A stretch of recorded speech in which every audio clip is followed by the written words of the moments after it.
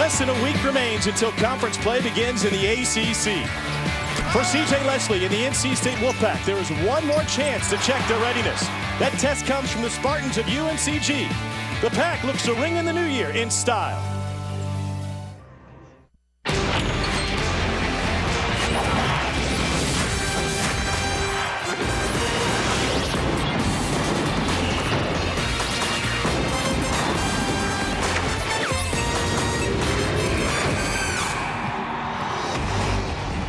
Welcome to the ACC on ESPN. And Happy New Year from Raleigh, where North Carolina State, the 23rd ranked team in the nation, looks to stay undefeated at home as they play host to UNC Greensboro. Spartans with a short trip down the road to ACC country. Welcome, everybody. Tom Hart alongside North Carolina State legend Derek Wittenberg. Where things with the Spartans got a little bit tougher today. They lost their top scorer, Travis Simpson. He won't see action after spraining his ankle after shoot-around, which means the task is just a little bit tougher for UNCG. A little bit tougher, but Coach Miller will have his team ready to play. They average 77 points a game. This team can score. And North Carolina State would love to get up and down the floor as well. They just played 2 days ago against Western Michigan with a win. As we take a look now at our one-on-one. Well, C.J. Leslie, the All-American, leads this Wolfpack team. They're very powerful offensively. And Darryl Armstrong, although coming off the bench, he can score from anywhere on the court from UNCG. And as we take a look at the starters, it will indeed be Darrell Armstrong in that starting lineup, and a smaller lineup with 3 guards for the UNCG Spartans, who come in at 2-8 for NC State. Their regular 5, a fantastic finish to the season last year, and only 2 losses this season in the Islands against Oklahoma State, and on the road in Ann Arbor against one of the top teams in the nation, Michigan. North Carolina State head coach Mark Gottfried on the longest win streak of his NC State tenure. And they're trying to stay undefeated at home, where they've won 8 in a row for the former sharpshooter in the backcourt. And here's another one. Wes Miller is now in his first full season as the head coach at UNCG, just 29 years old. He played here in this building as a member of the North Carolina Tar Heels and was on their 2005 national championship team. When he took over last year at UNCG, they went on a run, and he led the Spartans to a North Division title. That's where they're picked to finish this season, tops in the North. And you can bet Wes, coach, is a little bit fired about coming in here and getting a chance to play on an ACC floor. They played well against the conference. Absolutely. He's one of the young, bright stars in coaching, and he's going to do a fabulous job at UNCG. But tonight, the test is, can he defend a talented NC State team, keep them off the boards? They're one of the nation's leading field goal percentage shooters. He's got to keep them off the boards, and he got to stop him from scoring inside. C.J. Leslie gives it up, waits for it back in the paint. Preseason player of the year in the ACC. This is Purvis with a runner. And it's ripped down by Kelvin McNeil at 6'8", 230. What are they missing in Travis Simpson? Only the leading scorer in the Southern Conference at 20 points a game for a team that leads the SoCon with 77 a game. And that's where, Tom, they have to pick it up on the defensive end. If they can't make it up with those 20 points, they got to do a better job on defense if they want a chance to win this game. McNeil coming off the curl, couldn't find the iron, wanted to foul, didn't get the whistle. Kelvin McNeil has struggled with his shot as of late, just 2 for 15 from the floor over the last 2 games. It looks like the emphasis for NC State, you know, they didn't do a good job last game, Tom, with Western Michigan on the defensive end, and they have to clean that up. And they got killed on the defensive boards. They got out-rebounded 42-36 in that game, and I think just some of the things they want to improve on as this contest goes on. Brown, the point guard, will pull up, take it on his own, and drains a little mid-range jumper.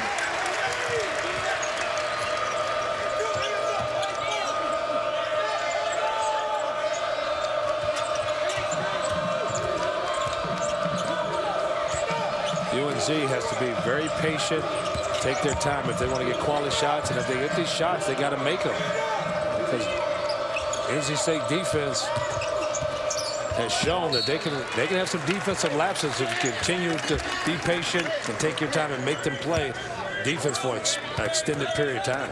11 seconds remain on the shot clock here for Wes Miller's team. 2-8, 0-2 against the ACC this year. Lost at home in the Coliseum against Wake Forest and dropped 1 to Virginia Tech as well. Yeah, but Coach Miller was not upset about those losses because he scored a lot of points. He just didn't do it. His team didn't do a good job on the defensive end. So he thinks if they can play better defense and score, they may have a chance now. We're at one loafer stomp from Mark Gottfried already tonight after that offensive rebound. We may have more. And a second chance point inside for UNCG and Kelvin McNeil. McNeil, the transfer from Delaware, I saw him play a lot last year. He's very capable. He's got a lot of talent, a lot of ability to score inside and outside. And they need a big game from him tonight if they want a chance. Howell's left all alone inside. He was 8 for 8 from the floor in the win against Western Michigan.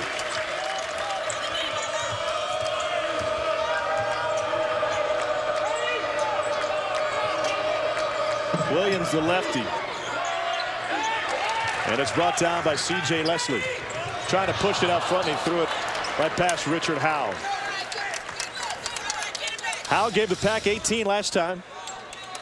He's very powerful inside. You can see excellent pass by C.J. Leslie. He doesn't get enough credit for his passing ability. And Howell, he's proven that around the basket, he is dangerous and he doesn't miss from point-blank range. Armstrong was left alone after the screen, but it skips off. Terrell Armstrong shoots 38% from behind the arc, but this is a bit of a change for him, starting instead of coming off the bench. He said, I like coming off the bench because I like to scout the opponent and see what they do in the first few possessions, so I'm ready when I come in.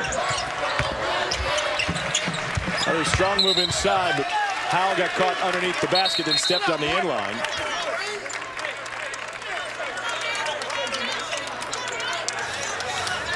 Yeah, down low, he gets excellent position inside. Howell, and he usually missed. He missed one inside, Tom, for the first time in 2 games. I'm surprised. Excellent defense that time by UNCG. And this is a smaller lineup on the floor for UNCG. Parker passes up the shot. Van Dusen tries to make something happen. Too strong. Another offensive rebound, second of the night for UNCG.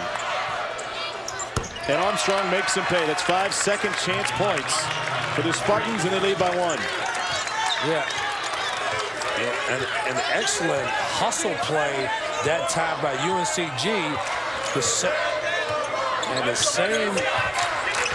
the same things that Western Michigan had success with, UNCG was having success with. Another assist for Leslie. He found Wood on the back cut. Now the Spartans want to push it, trailing by a single point, and a foul on the drive.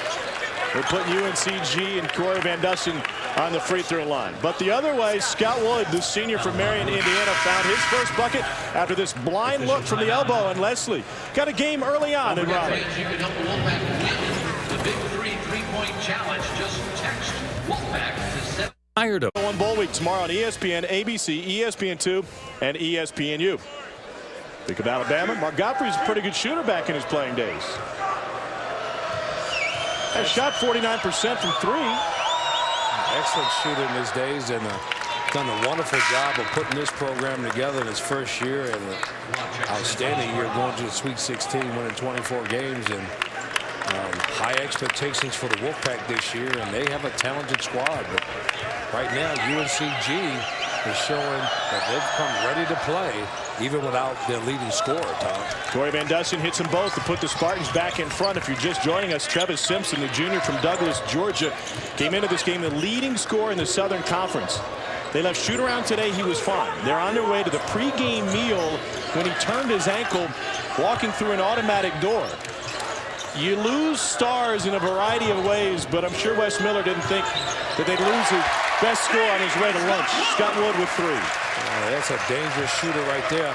Good execution that time by NC State. Being patient in that UCLA offense and kicked it out to Scott Wood for 3. K.L. Locke with a turnaround jumper. His first bucket for the freshman. Simpson on the bench, 20 points a game. Gave him 25 last time out, which was a loss to Wake Forest 3 days before Christmas. It's so unfortunate to come in a game like this to have any chance, and now your best player is out of the game on a freak accident. UNCG can use him tonight. Leslie left it short, but went off the hands of K.L. Locke and will stay with North Carolina State. 17 seconds left on the clock. Jordan Potts, a freshman out of Northland High School in Columbus, Ohio. into the game. Satch Sullinger's high school. Jared's dad, former Ohio State star. And Rodney Purvis will have an awkward inbound spot in front of the UNCG bench. So it's been a while since UNCG's been on the floor. Meanwhile, NC State's got a quick turnaround, kind of a tournament feel after playing 2 days ago against Western Michigan. Absolutely, it's a one-day turnaround, and that's what you got to do in the NCAA tournament. So this is a test and see if they can come back and play well with only 1 day's rest. This is a small lineup on the floor. Potts at the point, just 5'11". Armstrong with strength drives and another offensive rebound, and the foul will be on the floor. Third offensive rebound for UNCG in the first 5.5 minutes today. And that foul goes on Richard Howell, his first. The time we talked about it earlier in the telecast, Coach Miller has his team ready to play. They're doing an excellent job on the defensive end. On the offensive end, these guys are really being patient, getting high-quality shots, and making NC State play defense from side to side.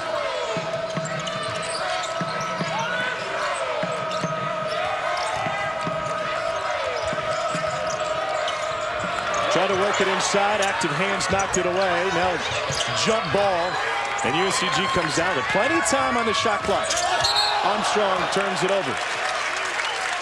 What hustle that time by UNCG. Scrambling. I think they've gotten every loose ball out here, Tom. These guys have come ready to play, and NC State's got to step it up.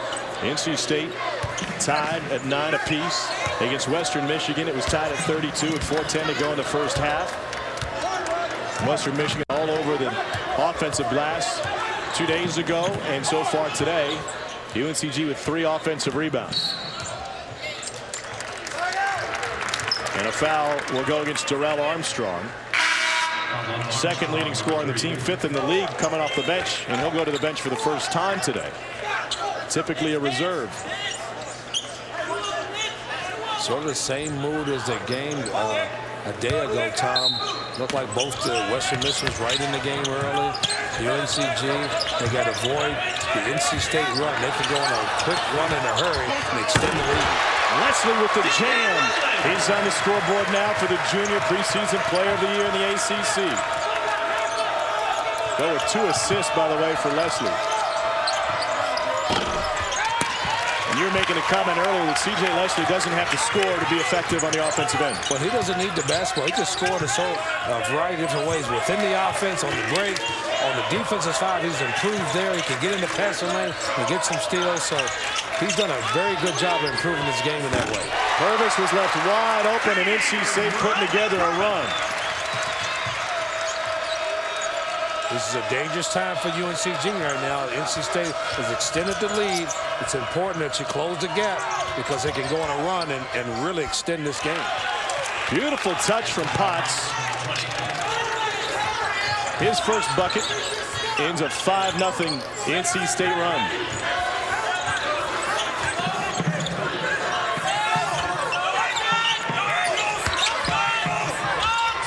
Leslie left another one short.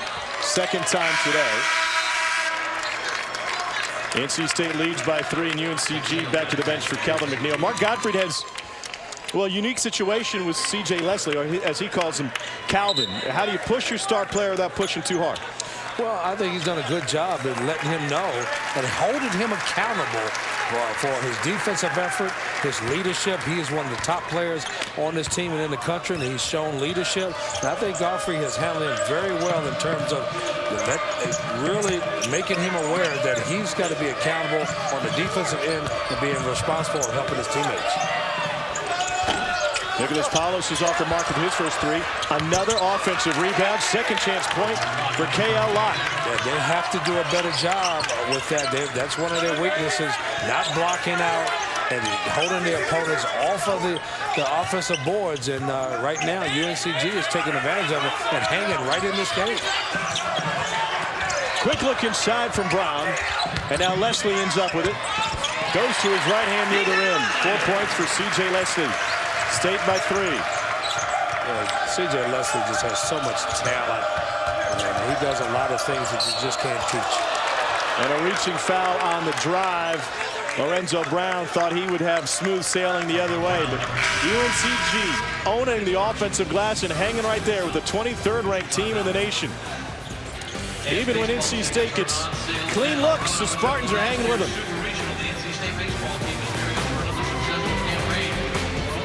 Ladies, why is your man watching this snoozer of a game? Because I'm on his fantasy football team. So he gets pretend points if we win or not. Boom!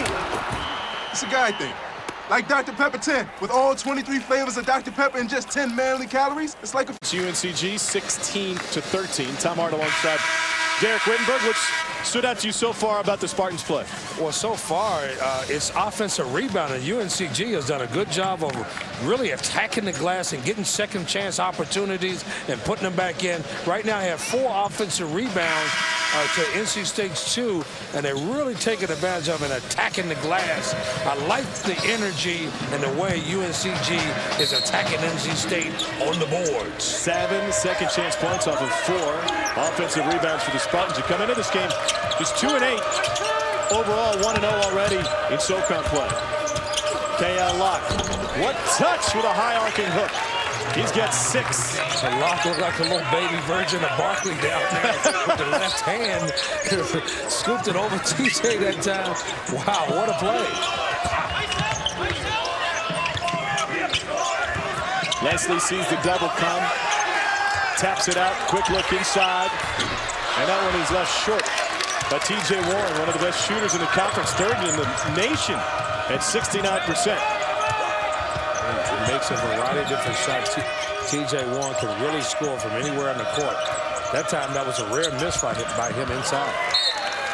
They lost out of bounds. Second turnover for UNCG. It started this game just 1 for 6 for head coach Wes Miller. They've hit 5 of their last 8. When Miller took over, they had a 10-game win streak last season. But what a lot of people forget is roughly 7 of those games came down to the final 2 possessions, and he's pointed that out. He said, listen, we had some great wins, but it's not like we're a 20-win team. They still struggled last year. Finished 13-18, and while the one the North, they're a team similar in many ways to North Carolina State, which got really hot late, and they're trying to carry over some of that momentum. Yeah, it's tough to carry that over because you lose some of the seniors, some of the guys involved on that team, and you got to implement some other guys that didn't have the success. So I think he's done a nice job of this year explaining that to his team. Don't panic. I know we're 2-8, but we got a lot of positive things going, and we're going to be fine when conference play comes around. Lost by 3 at East Carolina. The wins this year against Winston-Salem State and the Citadel with C.J. Leslie at the line. Now Leslie's starting to insert himself. He had a slow start in the Western Michigan game, and everybody tried to question that. Well, C.J.'s, he's not getting involved enough. But I think he's doing a nice thing by allowing his teammates to get involved. And once they get involved, he starts to insert himself. And what he does, NC State's a different team. He's had 8 straight double-figure games. Right now, it's UNCG with a patient offense, really doing a good job of going side to side and forcing NC State to play defense from side to side. Potts with a little lean in off the mark. Leslie brings it down.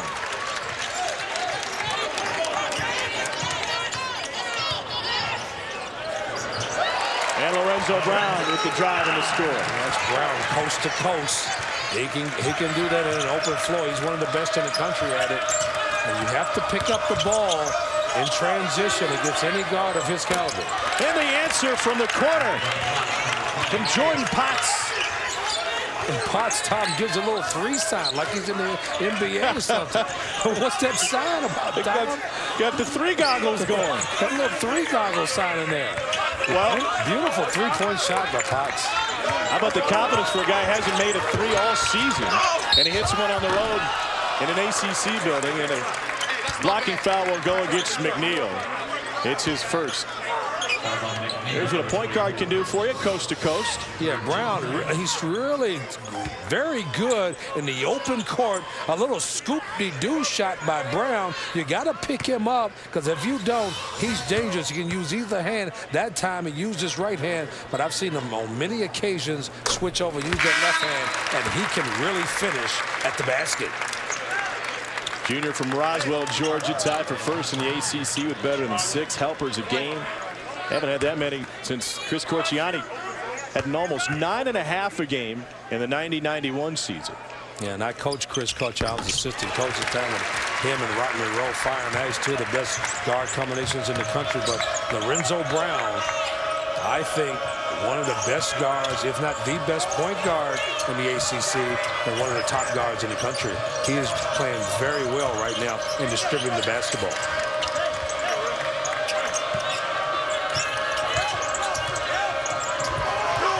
UNCG keeping it alive, numbers now, and the flush from the baseline from McNeil. And Tom, UNCG is getting every loose ball. Every time the ball's on the ground, and it's a 50-50 chance.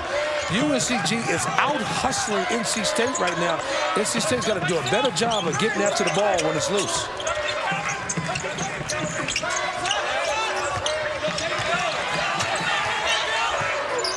Leslie draws the foul. And that'll be the second against David Williams. UNC doesn't panic when the ball gets on the ground either. No, they don't panic at all, and it shows you the sign. This is a testimony to good coaching, hustle. They get on the ground, and they get those loose balls, and they take advantage of it, and they slammed it down that time. And UNCG is fighting right to the end and hanging in here with one of the top teams in the country. E.J. Leslie gets the friendly roll. Wes Miller is used to this building. Played here 3 times as a member of the North Carolina Tar Heels after spending his first season at James Madison. He was 2-1 here against State. But he points out he lost in his senior year. As Tyler Lewis, a freshman from Statesville, North Carolina, enters to help run the point, and Brown gets a breather. And this is a crucial time right now. They got to get some quality minutes from Tyler Lewis when Brown can't play the whole game. Tyler Lewis has really got to step in and do a nice job of running the team and defending the other team's point guard and keep him from scoring. Wow, a touch again. That's the left-handed baby Barkley, Tom. He's done it again. This guy can score inside. He's got 8 points. And UNCG getting production from the bench. Specifically from Locke. It'll stay with State here, leading by 1 at the 8-minute mark. And Tom, UNCG is doing a good job inside of digging down on their post players. They're not allowing them to play one-on-one. When any of the NC State basketball players catch the ball inside, they're going to corral them. They may even double team them, but they're not going to allow them to play one-on-one against any one of their defenders. Got to clean up the floor a little bit.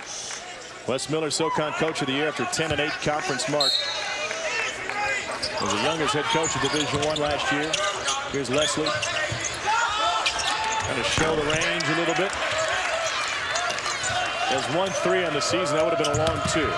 Spartans the other way. Lost their footing. Another 50-50 ball goes to UNCG. And another loose ball, Tom. You got it. Another loose ball. And UNCG is hanging right in this basketball game and now got a chance to extend the lead. Wow, Van Dussen with the feed. And UNCG is up by 3. Mark Godfrey can't wait any longer.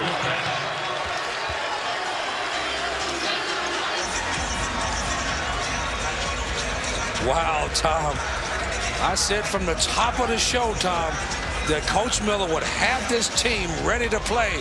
And look at UNC, and he's on the run. And another slam and another 50-50 ball by UNCG. And there you can see the hustle. And these guys are determined to stay in this game without their best player. UNCG doing an outstanding job of all the hustle plays, Tom. Let's talk about that mindset for head coach Wes Miller. You lose your star player right before the game. The rest of the guys in blue and gold know that. How do you get your team up to play against the number 23rd ranked team in the nation when you don't have 20 points a game? Well, it's hard, but I think that you got to come out and it's no easy Division I games. So if you don't come out ready to play, anybody in Division I can beat you. So NC State seeing right now they're in a tough task right now if they don't get going. Tyler Lewis turned it over a minute ago. Now he drains his first 3 of the season after being left wide open. Tyler Lewis is a key. He's got to run the show when Brown's out of the game, and he's got to be effective. Look at Locke again. Wow!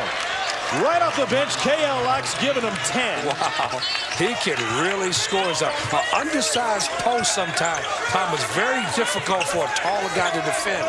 So right now he's only about 6'4", 6'5" in there, but he's given Howell a lot of problems inside. And he's just a freshman. Leslie with the answer on the other end. He has 9 to tie game at the 6:35 mark. Loose ball, offensive rebound, Spartans. Another second chance opportunity, and a smart thing by continuing to make NC State play all over the court.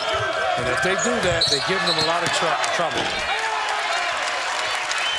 Richard Howell draws the foul, offensive on UNCG, but they are right there. Coming up, we'll talk about one of the top teams in the nation. Old-fashioned Big Ten showdown between Indiana and Iowa. Capital One. The State started the season number 6 in the nation. They've had a couple of losses, and UNCG is looking to hand them their 3rd. Yeah, UNCG is doing an excellent job of hitting the glass right there, and our guy right here, baby Barkley Locke, is really getting it done inside. He's an undersized post. He's left-handed. He's a tough matchup for Richard Howell and C.J. Leslie in there. He's been very effective by getting down low and really attacking the bodies of NC State and scoring inside. Back to live action. Lewis missed the jumper. Howell is on the glass, and that's something that Mark Godfrey wants to see coming out of the timeout for sure. A better job on the defensive glass for North Carolina State. Tyler Lewis getting extensive playing time at the point, spelling Lorenzo Brown. Warren is also off the bench for the Pack. Leslie. His coach calls him Calvin. That's his name. Mark Godfrey said, you know, sometimes you got to address your stars differently. And he's done a good job with that. I said, but Mark, I've known C.J. Leslie for a long time, since he's a teenager, so I'm going to call him C.J. That's all I'm calling. Van Dusen with the drive, and it pays off for UNCG, tied at 30. Same mark last time roughly against Western Michigan, with 4:10 to go in the first half. The Broncos out of the MAC are tied up with the Pack. Right now, UNCG is really doing an excellent job defensively down there, guarding the UCLA offense. And one thing, Tom, about the UCLA offense, you know where they're going to be. And UNCG is being physical inside. They're denying the wings. They're making it very tough to enter the basketball. And I think it's giving the NC State a lot of trouble. We had 7 lead changes already today. SoCon versus the ACC. Van Dusen, mid-range. Another toss-up ball is with the Spartans for a moment. Now T.J. Warren out in front. He's not going to miss that. Guys shooting almost 67% from the field. Point-blank range. He put that down very nicely. 4 minutes to go before the half. Is this a danger zone if you're UNCG? I think UNCG is in very good shape. Tie game, 4 minutes to go. They're doing an excellent job of running the offense. I think right now. Another offensive rebound. And while Locke couldn't finish, they have been tenacious on the glass all day. So what's keeping them in the game is that they're doing an excellent job of defending and really giving NC State a lot of trouble entering the basketball. And NC State's going to have to step up and make some shots. Scott Wood can stroke it. That's his second 3, and Wes Miller doesn't want this to get out of hand before the break with 3:29. Uses the timeout. 5-0 NC State run. An excellent timeout that time by Coach Miller. Don't want the game to get away. It's a 3-point shot by one of the best shooters in the country, and he want to make sure his team understand, listen, we got to get a good opportunity down here, and we got to pay a lot more attention to Scott Wood, because we don't want him to get hot. Wood's the 3rd best 3-point shooter in the ACC. North Carolina State has 5 averaging double figures. That's tough to find. One of only 2 in the ACC. Duke's also got 5 pretty good ones averaging double figures.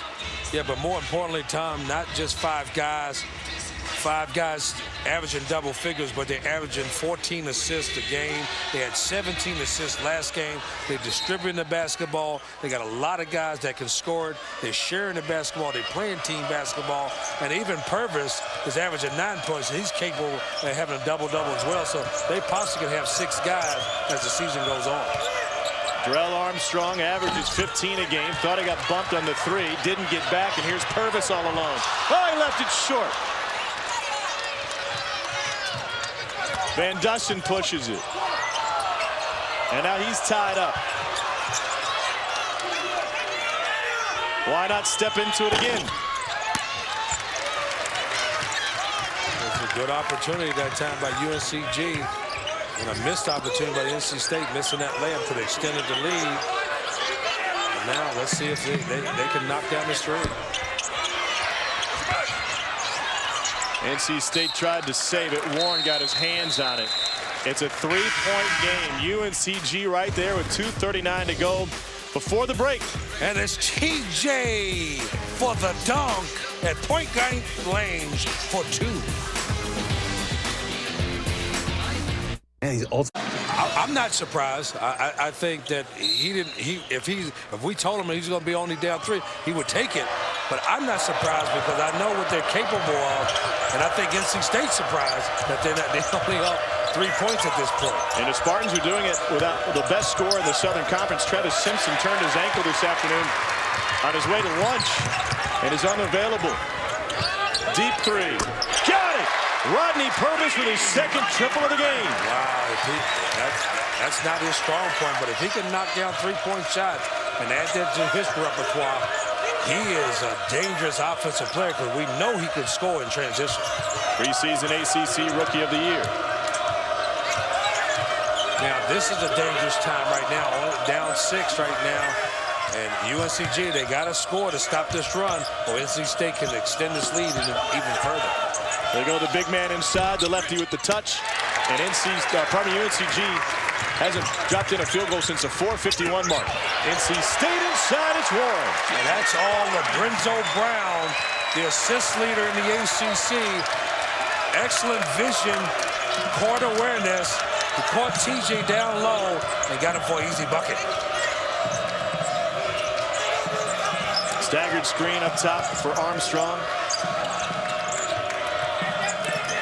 Like you mentioned, Tom, dangerous time right now. 1:16 to go, down 8. UNCG has to score to stop this NC State run. Pass wasn't perfect, and Potts couldn't get square, but another offensive rebound.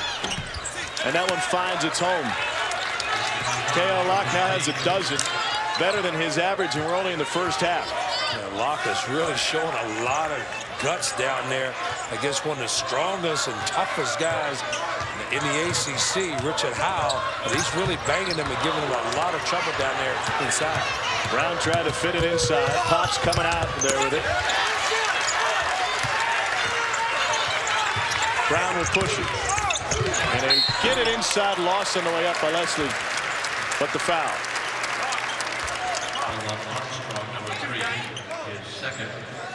Lorenzo Brown averaging better than 6 assists a game. And you got to love a point guard like that. It has great vision, and out of the corner of his eye, seeing the TJ Warren cutting to the basket, and that's why he's leading this team in assists. He's doing an excellent job of running this team. And I know a little bit about point guards, playing with a guy, Sidney Lowe, for 3 years in high school and 4 years in college, and winning 2 national championships with this guy. And besides, Tom, he passed me the ball every time. So I love excellent point guards that love to pass the ball. They know good guard play at DeMatha, don't they? I mean, we got Dwayne Simpkins, a former Maryland standout on the UNC bench with Wes Miller. And I was teasing those guys at UNCG at practice there. I said, Coach Miller, you and Dwayne Simpkins may be the best 2 guards in your program right now. That's a scary thing, don't you think? There's Dwayne. He's the oldest member of Wes Miller's coaching staff. He graduated in '96. Jackie Manuel, who played at UNC with Miller, is also over there on the Spartans bench. Now, UNC wants to go in at halftime to either cut this lead to 5 or 4. at worst case scenario. So NC State won't have a chance to extend this lead. Terrell Armstrong gets by everybody, reverses it past Leslie. Nice move by Armstrong. NC State will get the last look. Brown in the paint, finger roll at the buzzer. And a great finish for Lorenzo Brown and North Carolina State. They threw everything at UNCG, and C.J. Leslie with a great first half. A dozen here tonight after only 5 in the first half on Saturday. And the pack ends on a 13-4 run. But it's Lorenzo Brown, the point guard deluxe, going coast to coast, Tom, to extend the lead for NC State. So a fun one here through the first 20 minutes in Raleigh. Number 23 ranked Pack leading 43-36. Now let's take it to the studio for a halftime report with Matt Schick and Adrian Branch. Thank you, Tom. Matt Schick along with Adrian. And Travis Simpson not available today after turning his ankle, and 9 second chance points for the Spartans. So even though even though State is shooting 59%, a couple of ticks higher than they do over the course of the season, the Spartans are right there. How important the first 5 minutes? First 5 minutes for both teams. Who's going to establish himself? Is UNCG going to cut the lead by that first time out? Or is NC State going to extend the lead? This first 5 minutes is very, very important for who's established himself right away. Terrell Armstrong, the second leading scorer for the Spartans, is on the floor to start the second half. And they open with a long 2 from Kelvin McNeil. That's just, it was not a three-point threat. It only has 1 deep one all year, but that one was near the line. Good start for UNCG. Did an excellent job of really reversing the basketball, just like they did in that first half, going side to side and getting a high-quality shot. Wood finds Leslie. He's missed from point-blank range a couple of times today, and he draws the foul on his second effort after the offensive rebound. And that's on David Williams, his third. Baby Barkley's been fantastic. He's been a lock all day for UNCG, giving him 12 off the bench. It's the left-handed Baby Barkley. He's left-handed and done an excellent job. He's tough to defend down there because he's a smaller post guy, and he's giving Richard Howell and C.J. Leslie a lot of trouble in there, and he's done a good job. But C.J. Leslie, the All-American, he's tough to handle down there, and he's showing you he wants to get off to an excellent start in the second half by getting a three-point play from the start. Leslie was sensational second half against Western Michigan and on Saturday. A game where NC State had 5 players in double figures. Pulled away in the last 4 minutes of the first half for an 84-68 victory. They showed the double on Armstrong. And McNeil had it poked away from behind on the reach by Richard Howell. 8 seconds on the shot clock for the Spartans. Good energy that time by NC State defense. Looks like they're trying to step up, Tom, and do a better job of defending UNCG from side to side. And if they can do that, they can extend the lead.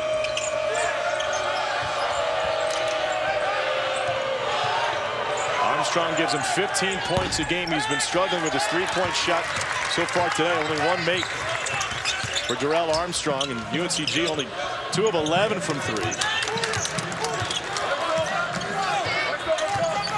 Let's see if they go back inside to C.J. Leslie and Richard Howell.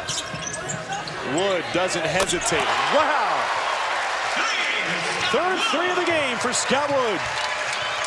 You gotta love that. Excellent three-point shooter, one of the best in the country. He didn't even hesitate. He lined up and knocked it down. Well, Scott Wood doesn't need much space to operate, does he? Oh, no, he's an excellent shooter, but more importantly, he's got that size. He's 6'7", and if you're not on their catch, if you're not right there when he catches the basketball, he can get his shot off and he can knock it down. What does he do for the rest of NC State's offense when he starts hitting? Well, he really spreads out the defense, because if Scott Wood gets it going out here, him and Lorenzo Brown, now you have to pay attention to the outside, and then now, whoa, he takes a deep one.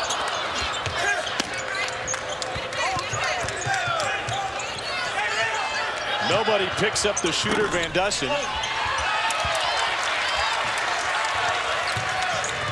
Wood in transition.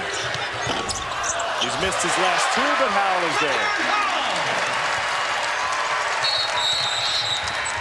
And with the Spartans pushing it up the floor, Wes Miller can't afford to wait. 2.5 minutes gone in the second half. NC State on an 8-0 run. And Tom, we talked about it. Dangerous time for UNCG. Not only NC State's got off to a good start, it's NC State with the early second half lead. See if they can extend it. The 2013 Rose Bowl game, New Year's Day on ESPN.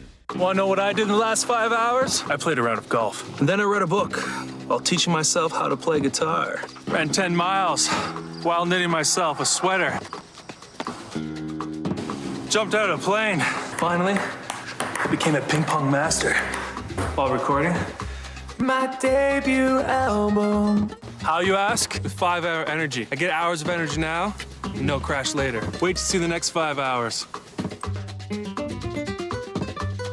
This season's been exciting with thrills at every. To 38, 2.5 minutes into the second half, and Spartans head coach Wes Miller had to call his team over to talk about it and try to slow down this run. Scott Wood hit a 3 a moment ago, then missed his last 2. But Tom, you talked about danger time for UNCG. They have to go on a run on their own. Stop this 8-0 momentum by NC State. And how are they going to do it? You got to do it on the offensive end. You got to take good shots. You got to make them, but you got to get high quality shots. And you got to make sure on the other end that you defend NC State and not give them so many easy baskets inside. Armstrong got a sliver of room on the baseline. Wow. Locke is a kid that's fun to watch. Wes Miller says he's going to get even better. He'll grow a little bit. He's listed at 6'5" right now, but he has fantastic touch inside, and he's a load. He's got a wonderful touch inside. And you got to remember, he's left-handed, so it's awkward for a right-hander inside. He has a lot of leverage on the taller players because he's stout, he's strong in there, and he's tough to handle. Spartans with the steal. Van Dusen out in front. Taken away! Blocked by Brown at the top of the box. Locke in and out. Brown was just waiting, wasn't he? Yeah, outstanding play by Brown that time with the block. But I thought that time UNC had numbers, and if he would have dumped that off, they would have got an easy 2 inside in transition. UNC is really crowding the inside guys of NC State. That's the third on their super sub, Darrell Armstrong. On the other side, Van Dusen thought he had room to get to the rim. He was mistaken. Yeah, but excellent hustle that time by Brown. But you know, that time UNCG had numbers. If he could have kept his head up and dumped it, he would have saw Brown coming, and we got an easy 2. Unfortunate play by UNCG. Looked like they was trying to cut the lead, and now NC State has a chance to extend the lead off of a wonderful defensive play by Brown. Wood's giving him 12 tonight, and Wes Miller's got to pull some starters to the bench. Drew Parker will go over there, so will David Williams with 3, and Darrell Armstrong with 3 fouls. This is where the teams that, like UNCG, was in the basketball game early, they get in trouble right now, and every mistake is going to cost them. C.J. Leslie. Whoa!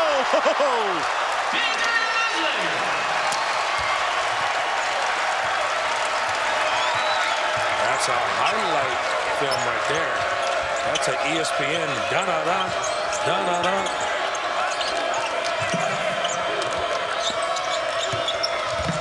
Locke, the lefty. Gets another one. Oh, I love this kid. He can really score inside, and like I said, he puts that body on him, Tom, and really creates some space, and he's got that nice little lefty hook in there, and he just puts it in the basket. That's a shot and a touch that's perfected with hours and hours in the gym. Absolutely. Obviously, he's worked on it. He did a good job of really finishing inside. Now he steps out on Leslie. Straight away jumper, short. NC State's got it, and it's taken right back by Potts. Good hustle by Leslie that trying to get the offensive rebound, and just a little miscue there. Had the guy wide open.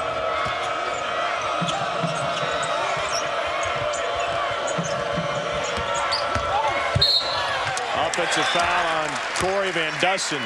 It's the first on the senior from Zeeland, Michigan. NC State with a little bit of fun. And it's C.J. Leslie. He does it on the defense and the offense. Look at the All-Americans. Slam it down.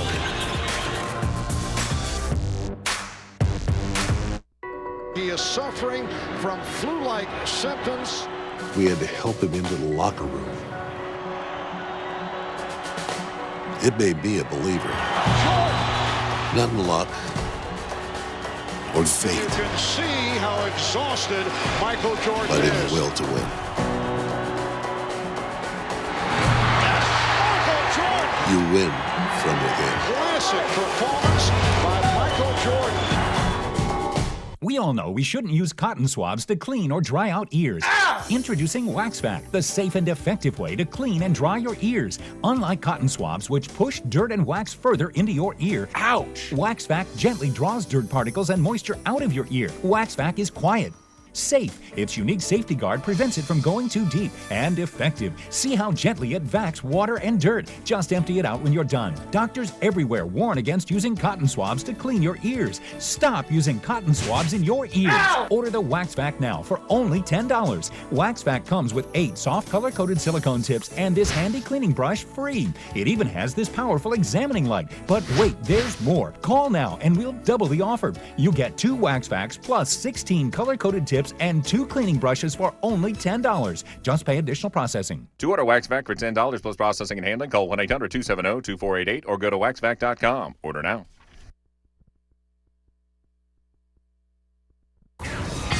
Matt Chick back in the studio. Number 5, Indiana, with its first true road game of the season. They had lost 4 straight in Iowa City, but here, Victor Oladipo off the Zeller miss puts it in. They win it by 4, grinding out a tough one over Iowa. Back to Tom.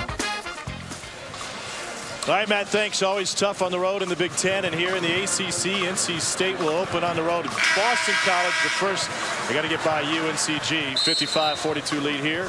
Capital One Bowl Week concludes on New Year's Day with 4 great games. Mississippi State Northwestern at noon on ESPN2. Purdue, Oklahoma State, Big Ten versus the Big 12, noon on the U. In Georgia and Nebraska at 1 o'clock on ABC. And the ball coach, Steve Spurrier, will take number 10, South Carolina, up against 18th ranked Michigan in the Outback Bowl at 1 on ESPN. Capital One Bowl Week tomorrow on ESPN, ABC, ESPN2, and ESPNU, and my couch. It'll be a long day of watching football. Absolutely. ESPN all day long for me and you, T. North Carolina State starting to pull away. T.J. Warren. You said it before. He could score from about anywhere, just a freshman. He doesn't miss. He can really put the ball in the basket. Dangerous time right now. Down 15, UNCG. They have to stop this NC State momentum. You got a guy like Warren coming off the bench giving you 14 a game. Tyler Lewis backs up Brown at the point guard spot. North Carolina State, we mentioned earlier, has 5 in double figures. They don't need to be too deep, but you never want to be. You want to have guys that can help, but you always want to keep the rotation tight. Where do you think Mark Godfrey goes once they get into the heart of conference play in terms of sharing minutes? Well, that's going to be the key because you're playing against better competition and more talent. And you're going to need Vandenberg, the big fella inside, to give you some quality minutes. Tyler Lewis, they're going to be important. And so will T.J. Warren out of Brewster Academy. McDonald's All-America. Well, T.J. Warren's got a knack for scoring. He just knows how to put the ball in the basket. Those little floaters, he can shoot 3-point shots. He can bank the shots inside. He just got a variety and a repertoire of offensive moves in there, and he just puts the ball in the basket. And he's the first guy, Tom, at practice. Every time I've been here for 4 days, and I'm saying that he's the first guy on the floor working on this game. He's scored the last 5 for NC State.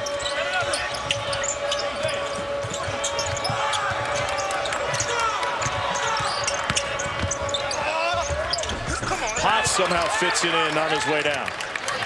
First bucket in the second half of the freshman guard from Columbus, Ohio. A tough shot that time. It went in, but I'm sure that Coach Miller wants to get a better look and move the offense and allow NC State to play some defense that time. He's got to move the ball around to get everybody involved.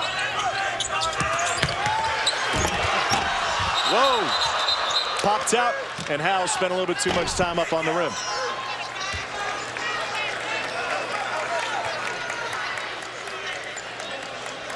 Coaches, I know Coach Godfrey drives him crazy when the guy's got a layup, and if he dunks it, he jumps up and he cheers it. If he misses it, he says, "Oh my goodness, why you didn't lay the ball up?"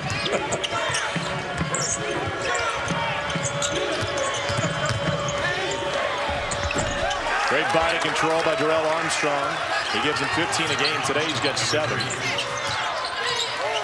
UNC is trying to hang in this game, down 14.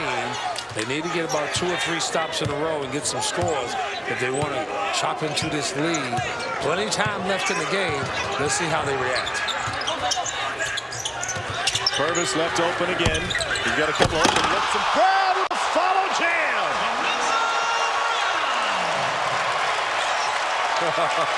Tom, Winslow Brown is showing you that he got a little bit of hops too for being a point guard. More than just helpers, huh? Helpers and hops for the point guard.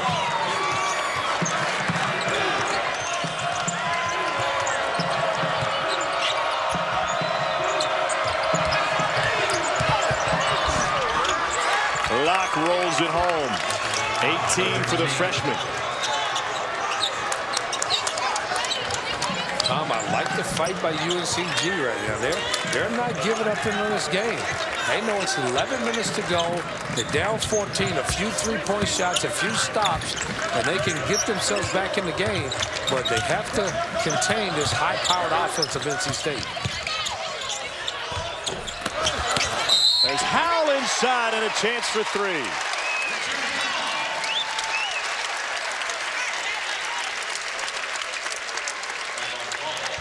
Howell's got 6, going to try to make it 7. And the shot goes up, and it's Lorenzo Brown, not CJ, with the slam for NC State. Capital One Bowl Week concludes New Year's Day on ESPNU at the historic Cotton Bowl. Senior studs Akeem Shavers and Antavian Edison lead the Boilermakers against Joseph Randall, one of the most explosive backs in the nation, and a herd of Cowboys who can really light up the scoreboard.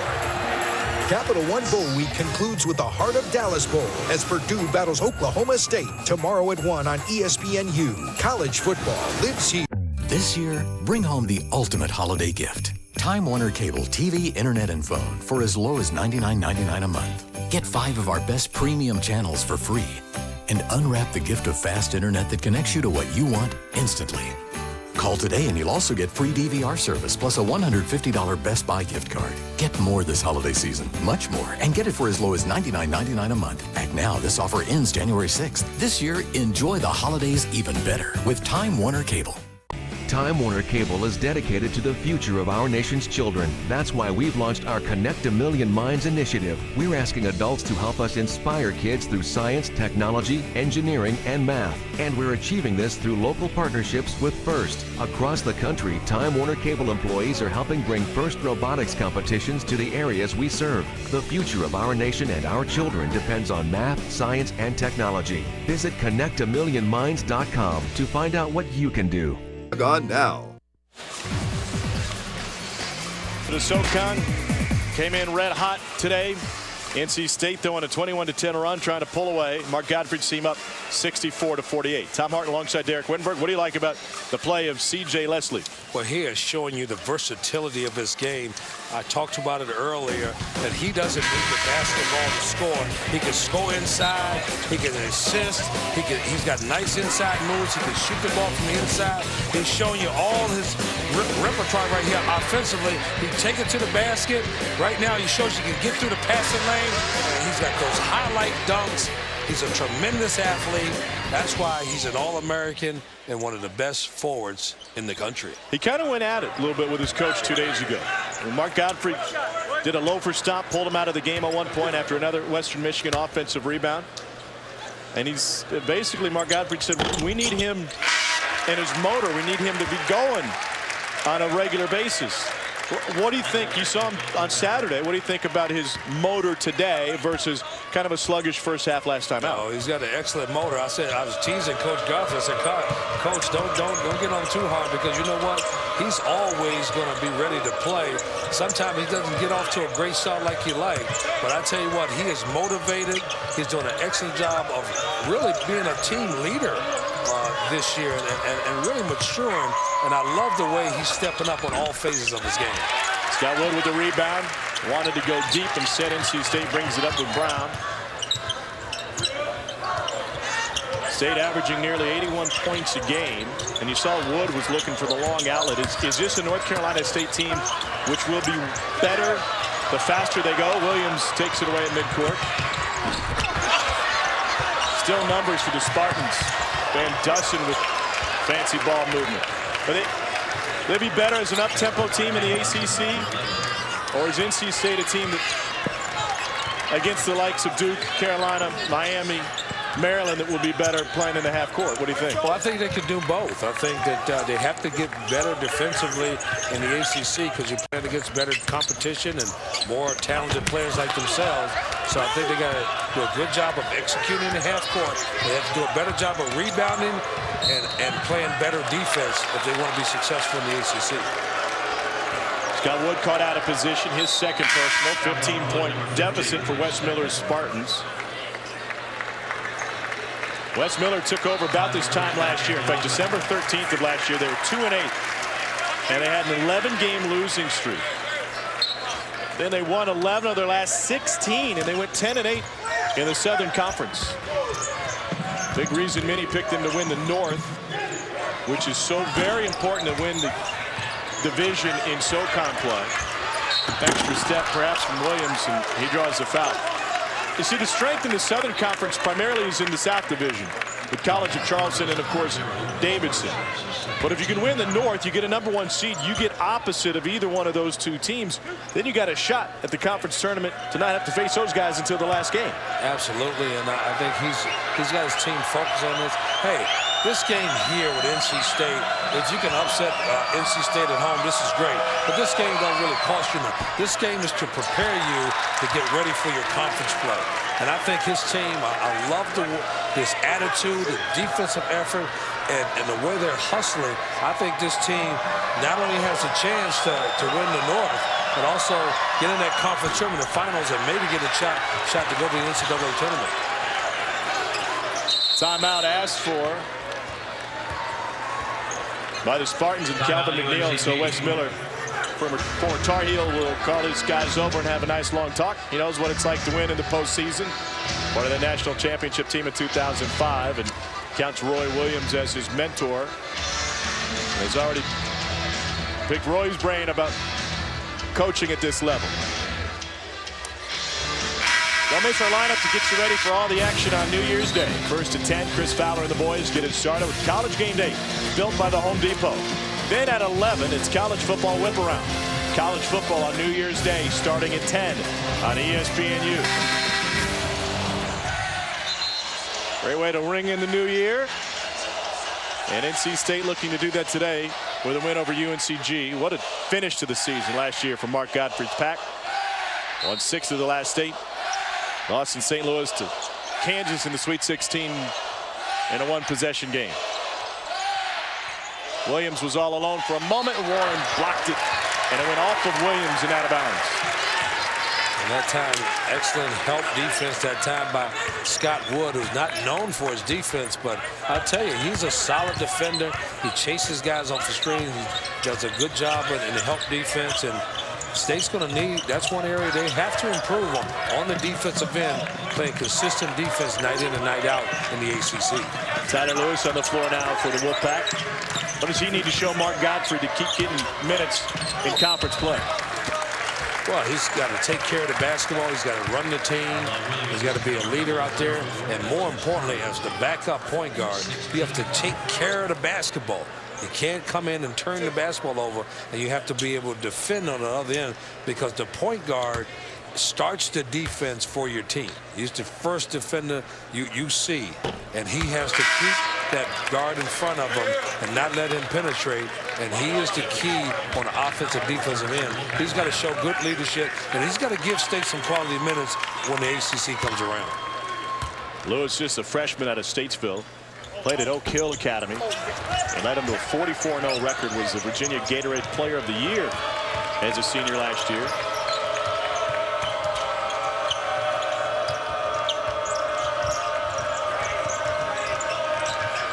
That last foul was on David Williams, was his fourth, the Spartan Post player. Armstrong and one for Darrell Armstrong. And a foul's on Richard Howell, his second. It was a little lefty-to-lefty play right there. A good feed by Armstrong to Locke, and he was rewarded by a nice cut to the basket for an easy 2 and a possible 3-point play. It's easy to see when you watch this UNCG team that they have the pieces to make a run in the SoCon. Absolutely. I like their team. I like their identity. I think they're a tough defensive team.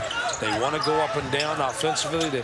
They don't even have their leading scorer. Simpson is not even playing today, and they're hanging right in this basketball game. Count it. Chance for 3 for T.J. Warren. Yeah, good ball moment right here by NC State out of UCLA offense. And Richard Howell, not known for his passing ability, excellent bounce pass to T.J. Warren, who you know doesn't miss down inside. Third best in the nation at 69% coming in.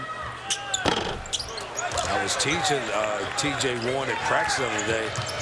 Did you beat your dad, Tony Warren, that played at NC State? Did you beat him one-on-one? He said the last time he beat me was about 9 or 10 years old. That's the last time he beat me. He said he won't play me now. That's right. Take him off the schedule, right? That's too dangerous. Yeah, he's not going to play T.J. He's not going to play his son now one-on-one. Protect that record, Tony. He's too good. There he is. Little floater. And now 5 in double figures for North Carolina State as Warren has 11. He just knows that's a tough shot, Tom. That little baseline floater, that's like a pro shot right there. Not many guys at this level can make that shot consistently, but T.J. Warren can. Then Dustin with the bucket on the other side. NC State's doing an excellent job of running this UCLA offense, swinging it side to side, really spreading the wealth and getting everybody involved inside. Follow tip from Richard Howell. 9 for Howell. NC State trying to get 6 into double figures. Now with about 7.5 to go from Rob. Armstrong off balance.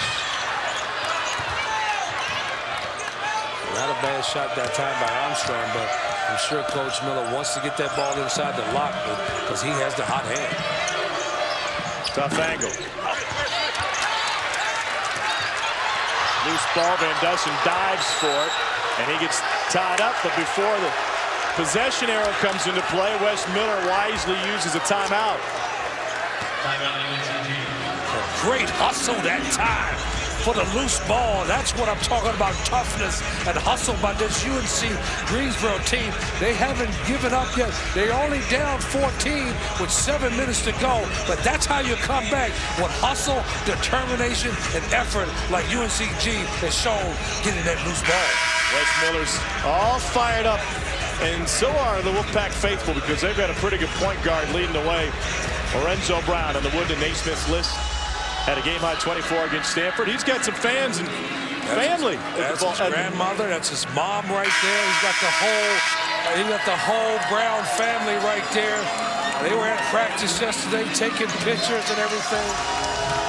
And Lorenzo Brown, I tell you, what a point guard. He can defend. He blocks shots right there. He can finish on the break. He can pass it. He can knock down the three. He's showing his versatility. He can get on the boards and get a dunk in there. He does a lot of quality things for this NC State team. Leslie botting up Locke. Lorenzo Brown with double figures today with 10 points. Out of Roswell, Georgia and Hargrave Military Academy.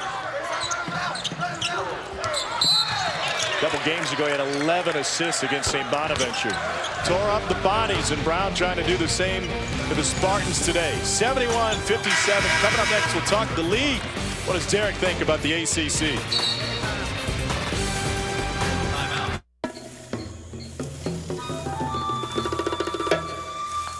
Look who's back. Again? It's embarrassing. It's embarrassing. We can see you, Carl. We can totally see you. Come on, you're better than this. All that prowling around. Yeah, you're the king of the jungle. Have you thought about going vegan, Carl?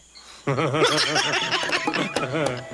know, folks who save hundreds of dollars by switching to Geico sure are happy. How happy are they, Jimmy? Happier than an antelope with night vision goggles. Nice. Get happy. Get Geico. 15 minutes could save you 15% or more. Ladies, why is your man watching this snoozer of a game? Because I'm on his fantasy football team. So he gets pretend points if we win or not. Boom! It's a guy thing. Like Dr. Pepper 10, with all 23 flavors of Dr. Pepper and just 10 manly calories, it's like a fantasy soda, but you can drink it. Get in there, hot dog! It's what guys want. Like scoring touchdowns with players that fake coaching. Woo! So close. So keep the reality TV and lady drinks. We're good. Dr. Pepper 10, it's not for women. NC State, number 23 in the nation, leading UNC Greensboro 71-57. Tom Hart with Derek Wittenberg. 6:46 to go here in Raleigh as we take a look at Derek's ACC predictions and the All-ACC team. You kind of went with the chalk here, Coach.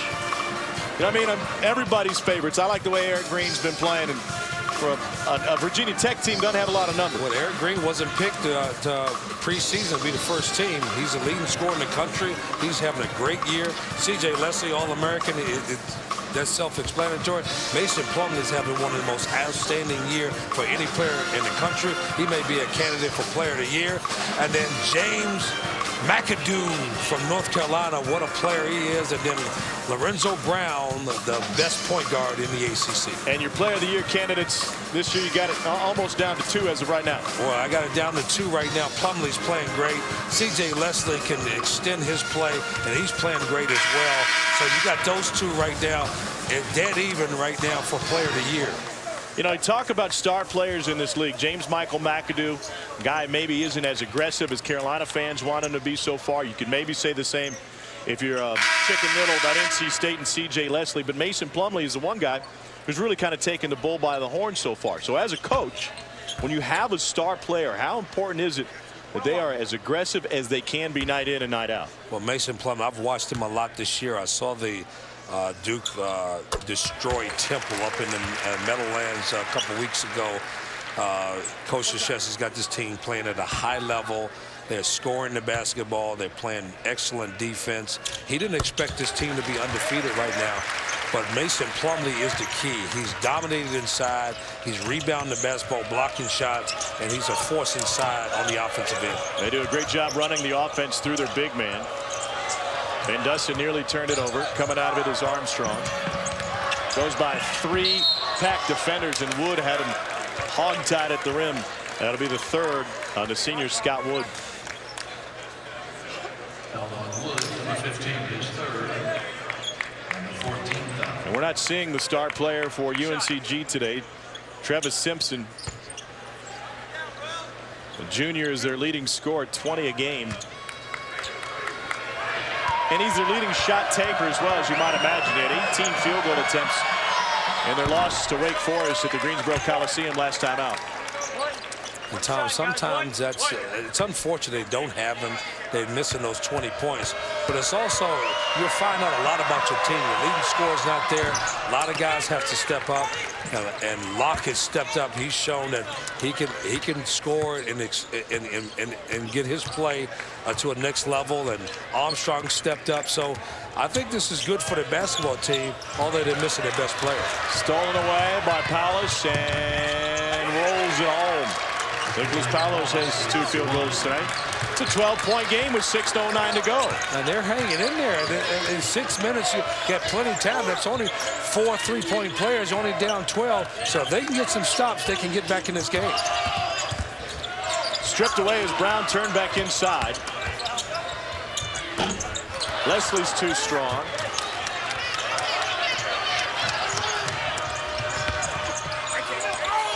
And Locke draws the foul. Not only gives him an opportunity for 2 free throws, but stops the clock with 5:44 to go. Tom Locke's really clever in there. That time he hesitated, a little pump fake, and took the basketball to the opposite side. Well, all NC State players are not expecting to go to that side, and he drew the foul, and now a chance on the line to cut the lead down to 10. K.L. Locke, a freshman from Owings Mill, Maryland, out of McDonough. Potts back on the floor. Potts had only played in 5 games coming into today, so UNCG going deep to the reserves. 5-0 run for the Spartans. They slowed NC State with good defense in the first 10 minutes of this game. Can they pick up that defensive intensity again?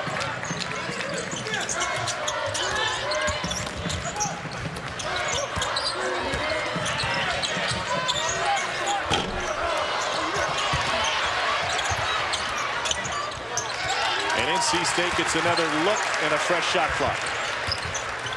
Wood. That was a pass. Who would ever shoot an air ball that leads to an assist? But this time, a good awareness that time by Lorenzo Brown, finding the shooter.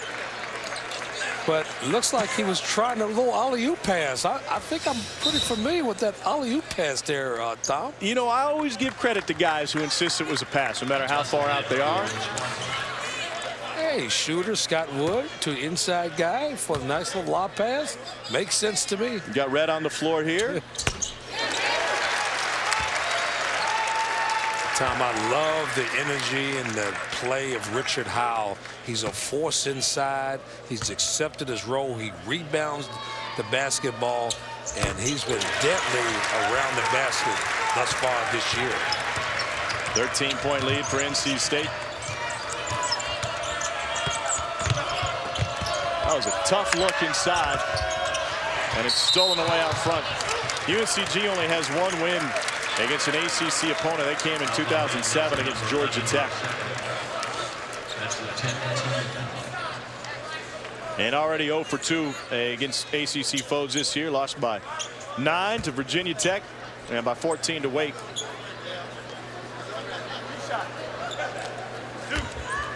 Two coming for Lorenzo Brown. But what I like about this UNCG team is that they are continuing to fight, scrap, trying to get back in this game against one of the most talented teams in the country. And they've shown you that they're not giving up. Only down 14. Trying to get back in this game with 5 minutes to go. They have to hurry.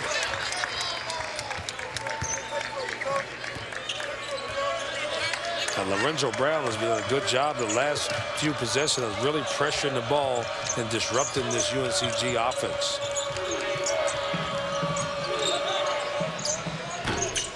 Williams with the offensive rebound.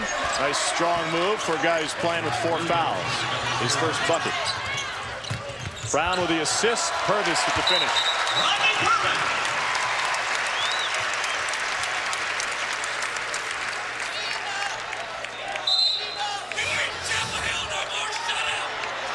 That was a beautiful look to Purvis. Well, the key to that play, though, Tom, is that UNC scored that time, but Lorenzo Brown gets the ball out quickly and pushes up the court, and he finds Purvis for the easy 2.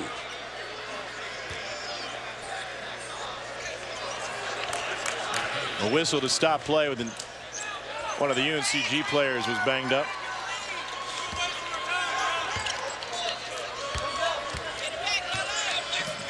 David Williams took a shot in the eye, so they get him off the floor. Armstrong. And inside for Locke. I could watch K.L. Locke play all day long. It's the left-handed baby Barkley showing you again that he's got a knack for that basketball inside. So does Leslie. 17. The ACC's preseason player of the year. List the highlight film we can call Leslie. Anything around the basket, he slams it in. Commits his second on the defensive end. Although Leslie, number 5, is second. That's his 16th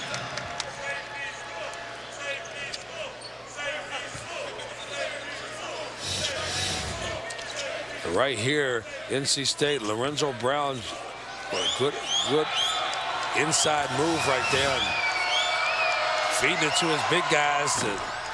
NC State does a good job of, once they drive to the basket, finding teammates for those high percentage shots. That's why they lead the country, Tom, in field goal percentage at 54%, because they shoot high percentage shots all around the basket. And they're only about 5 threes a game. Is that something that will need to change come conference play, or do they have enough firepower inside with who they're faced to continue getting those high percentage looks?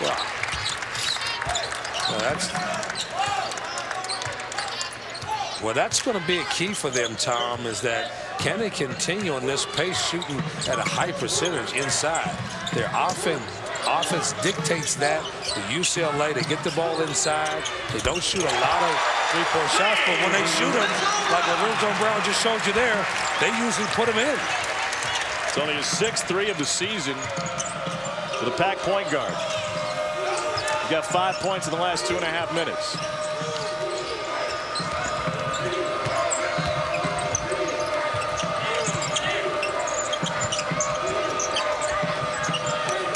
Right now, UNCG is just trying to find the shot, trying some way to get in this game, and time is running out with 3 minutes left. Brown's got it.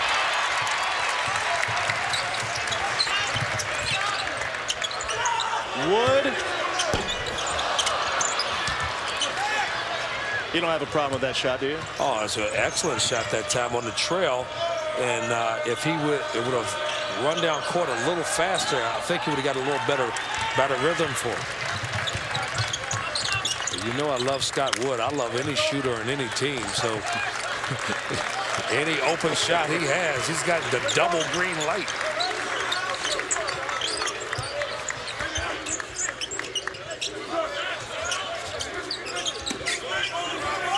Leslie will face up. Tough to stop that. That's part of his versatility. He can step up and make that shot, and he can even shoot three-point shots as well. But so Leslie is really showing you a lot of versatility in this game tonight.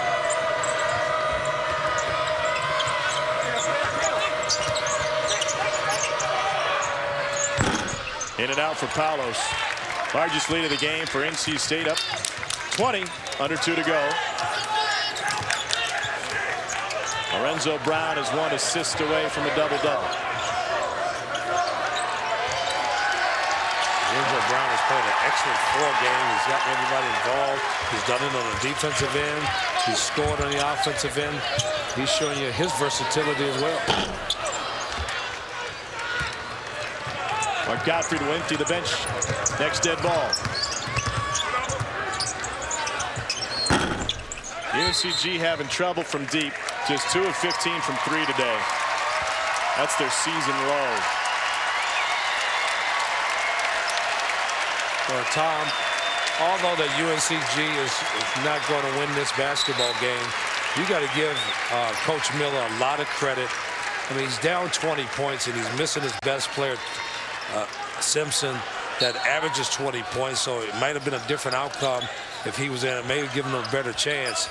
But I tell you, you got to give UNCG a lot of credit. They fought hard tonight.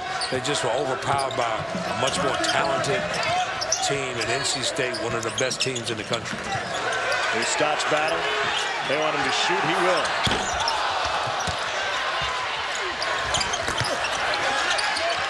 J. Lewis with the rebound. Now the fight is on in the final minute. Which of the reserves can get in the scorebook? Blocked away. A swat right at the rim by Giovanni Robinson. Stott's got it.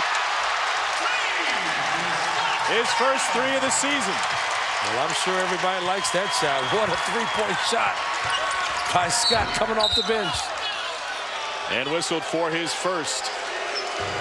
Everybody's having fun and a happy new year here in Raleigh. On the offensive end, yes, but also great defense. And Giovanni Robinson shows what he can do off the bench for the Pack.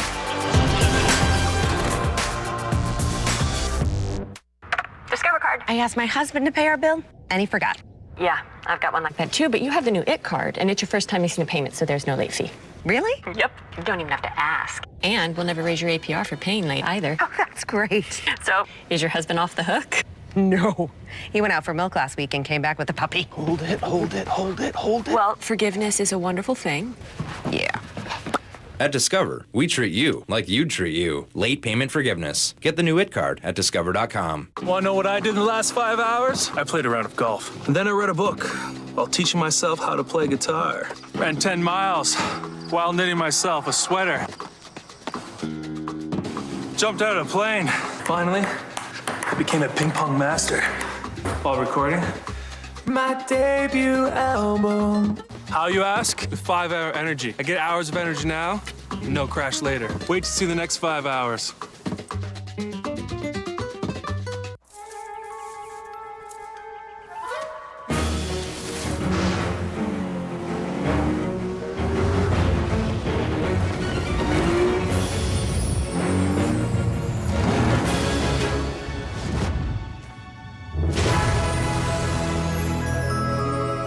Infinity Limited Engagement Winter Event. Enjoy the best offers of the season, including an Infinity G sedan for only $299 a month. Infinity Inspired Performance. Welcome back to Raleigh. Darrell Armstrong got a jump on his free throw, knocked the first one down, second one coming. And the senior tonight is 16 in a starting role for UNCG. Mark Gottfried able to empty the bench for the Pack, which will go to 11-2 on the season. Remain undefeated at home. One road loss was at Michigan. They also lost on a neutral floor in Puerto Rico to Oklahoma State. That's really their only bad day of the season. Jay Lewis gives it up. Clock winding down. And Scott wanted another. As it stands, NC State able to pull away late. First 5 minutes of the second half, maybe the biggest difference is Wes Miller's Spartans looked good, but couldn't hang in at the very end. So number 23, North Carolina State takes care of UNC Greensboro. Coming up next at Sports Center U with an update on Boeheim's number 902. We'll also visit with Pack point guard Lorenzo Brown. More from the PNC Center, but first, let's send it to Matt Schick in the studio.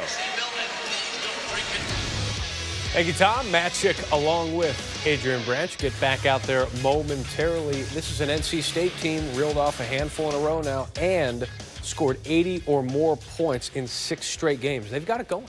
Workmanlike performance. Everything was working for NC State. Lorenzo Brown controlling the game. They get shot distribution. We talked about it at halftime that their top 6 scorers shoot 25 within 25 shots of each other. So you get the 3-point shot from Scott Wood. You get the slasher inside. You get the high percentage shot. Offensively, everything is working for them, and it looks like they're enjoying the game. They're having fun. An unselfish team. You got to keep an eye on NC State. I know Derek, during the broadcast, mentioned he thought C.J. Leslie could be a potential ACC Player of the Year candidate right up there with Plumlee. You agree with that? Well, that was my ACC Player of the Year, and he's improved it. It's a perfect style for him. Mark Gottfried has opened up the offense for him. He's a transition player. He's showing a resilience and a toughness with the second effort. Defenses are geared up to cut off his drives, cut off him slashing to the basket, but he will not allow himself to be defended, and that's good for NC State because if he's double-teamed, he will make the extra pass. He's playing a smart game, a better feel for the game. He had 21 points in this game, just achieved the 1,000-point mark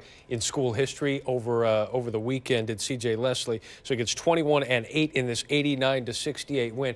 Where do you think NC State fits in now that we're entering conference play now? Where do they fit into the ACC? You know what, Matt? A couple things are at play here. First of all, they're staying away from a coach's worst nightmare, which is injuries. So no injuries to key players. They've gotten over the slump. They've gotten over bad shot selections, and now everything is working great momentum going into ACC conference play. 6th straight game with at least 80 points. They win yet again as they take out UNCG. Let's go back out to Raleigh, where Tom Hart is with the winning head coach, Mark Gottfried, after the big win today. All right, Matt, thanks. And Derek Wittenberg as well. And, Coach, just what you're looking for, right? I mean, you head into a couple of days off before you head to BC to start ACC play. How do you handicap your team at this point of the season? Well, I think we've gotten better since the beginning of the year, which is the most important thing. You want to go into the league as an improved team from the beginning. I still think, there's a lot of things we can get better at. We've got to rebound the ball better. We've got to concentrate defensive for longer periods of time. We're pretty good, and then we kind of relax, and we're pretty good. So we can get better at a lot of things, but we are scoring the ball. That's one good thing our team has done. We've been able to shoot a high percentage, and we're making a lot of shots and, putting a lot of points on the board, which is helping us. We just got to get better at some other areas. Well, I love what you guys are doing on the offensive end. Look like the guys this year more than last year are really doing it out of the offense, being patient with the UCLA offense, getting the ball inside, 17 assists. Explain how these guys are really sharing the basketball. Well, that's what they're doing. It's a great point. They are passing to one another, and we're executing our offense pretty good, and we're going inside first. I think that kind of establishes everything for our team, and then from there, it seems like everything opens up better. But, it's something that our players do a good job of, trying to find the open guy. I think we're taking high percentage shots. Very few times can you look back and say, boy, that's just a bad shot. There's just not a lot of those. Every now and then there's going to be some, but our team is doing a pretty good job of taking good shots, good high percentage shots for each guy. 9 straight games in double figures now for C.J. Leslie. How important is he to this team and the success you guys will have in the ACC? Well, he's important. All our guys, every team, obviously you're better players when they play well. Better, you're better. I mean, and so he's got to play well. Richard was good again today, double-double, I think, or got close. Lorenzo was pretty. All our guys, they're finding their groove a little bit better now, and we're playing pretty well together. Our young freshmen are coming in and doing a lot of things to help our team. So, hey, now it's time to get ready for the league. And we got 18 games this year instead of 16, 2 more this year. So it's going to be a marathon. Well, Coach, I like the way your team is playing. Good luck in the ACC, and we'll be watching. Thank you. The alumni over here, he wants some wins. The alumni is restless. Remember that. They're never happy. They're never happy until you win your final one. Congratulations, Coach. Happy New Year. Thank you. All right, well, a shooter like Mark Gottfried would have loved to play with a point guard like Lorenzo Brown. He's a guy, Derek Wittenberg, that does a fantastic job, and we saw tonight on both ends of the floor what Brown can do for Well, what Lorenzo Brown showed you tonight, that not only he can just lead this team, but he can do it on both ends. He's passing the basketball. He's knocking down his outside shot. He's distributing the basketball. He's showing you all phases of his game. And here's a guy that everybody's known as a combo guard, but he has developed himself into a point guard, and I love the way he's playing and running this team right now. Well, why not have him join us right here courtside at the end? 15 points, 9 assists. All right, so you didn't get your double-double, but overall, this is a pretty good way for you guys to close non-conference play. What did you think about the team effort out there today? Most definitely. I think we played hard. We came out and played hard. We played our best, and we play as a team. We get the job done. Must be fun to also do it with your family sitting right behind us here today at the arena. Oh, yes, sir. They don't get come a lot often, but I'm glad they're here. Well, Renzo, I saw you today. I love the way you really got your team off to a good start defensively. It seems that when you pressure the basketball and you get everybody involved on the offense and defense, it seems like you really get everybody going. Yeah, my coach told me it always starts with the point guard at the top. And once you get that guard uncomfortable, it's hard for them to run their plays. Well, you did a fantastic job of it. Look forward to watching you guys once conference play gets underway. Congratulations. Thank you. All right, Lorenzo Brown just 1 assist shy of a double-double today as NC State stays undefeated at home. And after UNCG gave him an early test, the Pack able to pull away late. So NC State will then head into conference play against Boston College next time out. Matt, back to you. Thank you, Tom. Great stuff, guys. Jim Boeheim, 901 career wins. That was before they played Central Connecticut State today. Well, they need this to get their offense untracked. They had 4 double-figure scores, and Michael Carter-Williams controlled the game. 13 assists. There's one of the 13 to Trevor Cooney. Syracuse getting back, shooting the 3 a little bit better. Trevor Cooney and company, 46% from 3, but Jeremy Grant, the jam. And Jim Boeheim gets to win number 902, tied for second most Division I men's history with Bob Knight. What do you think of the accomplishment, the fact that it all came at Syracuse? That's incredible. Well deserved. When he coached players like Carmelo Anthony, Sherman Douglas, Derek Coleman, G-Mac, Jerry McNamara, congratulations, he's done it for decades. He certainly has, with a national championship to his name. He'll go for win number 903 on Wednesday. Let's stick with the Big East, shall we? Pittsburgh and Cincinnati. Syracuse is leaving for the ACC. So is Pittsburgh after this season as they begin their final season of Big East play. And Cincinnati, coming off the loss to New Mexico. There's Titus Rubles, gets the foul. They're up 2. They were down 8 at the half. This was a man's game. Toughness out here, rebounding. In fact, Cincinnati won the battle of the boards 37-32 in this game. David Narsic with the bucket, down at 8 at the half. They win by 9. Big East play begins. Big Ten play begins. Number 5, Indiana. They've lost their last 4 trips to Iowa City, spending New Year's Eve in Iowa City. Well, they'd probably leave before the ball drops. Fran McCaffrey not happy with what he's seen. He's galvanized his team. His team believes like they have an opportunity to win this basketball game. Will Sheehy to Cody Zeller for the dunk. He had 19 points. Aaron White here. This is a young Iowa team. They're feisty. They've been winning a lot recently as well. I like what you said. That's the word, feisty and competitive. But Indiana comes back. The national championship, the Final Four, I believe, in my opinion, runs through Indiana. Yogi Ferrell hit that 3, and Indiana holds on in their first true road game of the year. They beat Iowa by 4. Big Ten play, a big one in Minnesota with Michigan State and Tom Izzo and company. They've won 12 of their last 13 against the Golden Gophers. Well, Andre Holland's trying to change that. 22 points. Well, he had to come out and be resilient, and they had to prove to themselves that they can play against the marquee big team in Michigan State. This was a competitive game. So 1-point game at half, and then Keith Appling driving. Brandon Dawson reverse lay-in, their first lead of the game, but then Trevor Mbakwe, who's been a rebounding machine here with the steal, and then he and Austin Hollins playing Pong. Won the battle of the boards 39-31. That was a tough game. Great job by Minnesota. 9 straight wins for Tubby Smith's boys. Top 25 matchup in Stillwater, Gonzaga. This is a Gonzaga team that's already defeated 4 Big 12 teams this season. That's Kevin Pangos with the 3, and then Pashemek Karnowski putting the Zags up 4. This is a huge game for Gonzaga. Gonzaga plays well at home, but then for Oklahoma State, they have over a 90% win percentage under Travis Ford. That's Marcus Smart with the bucket there, the freshman sensation. Markel Brown with 11 points, 2 blocks. Pangos, he had 31 against Baylor on his way to another nice night of 18 there in Stillwater. What do you expect here from these two teams in the second half? Well, you know what? You want to establish Oklahoma State, the 3-point shot. They like to get at least 25 a game, see if they can push the tempo, because the Zags front line is a much bigger team than Oklahoma State. Second half coming up on ESPN2. Number 25, Kansas State taking on South Dakota. Bruce Weber, slowly but surely, this team coming along, beat Florida a week ago.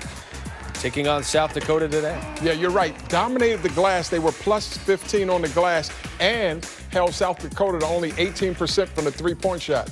Will Spradling for 3. He had 11. Shane Southwell had 12. Kansas State, they've won 11 of their first 13 games. Not bad in Bruce Weber's first season there as they win it by 20.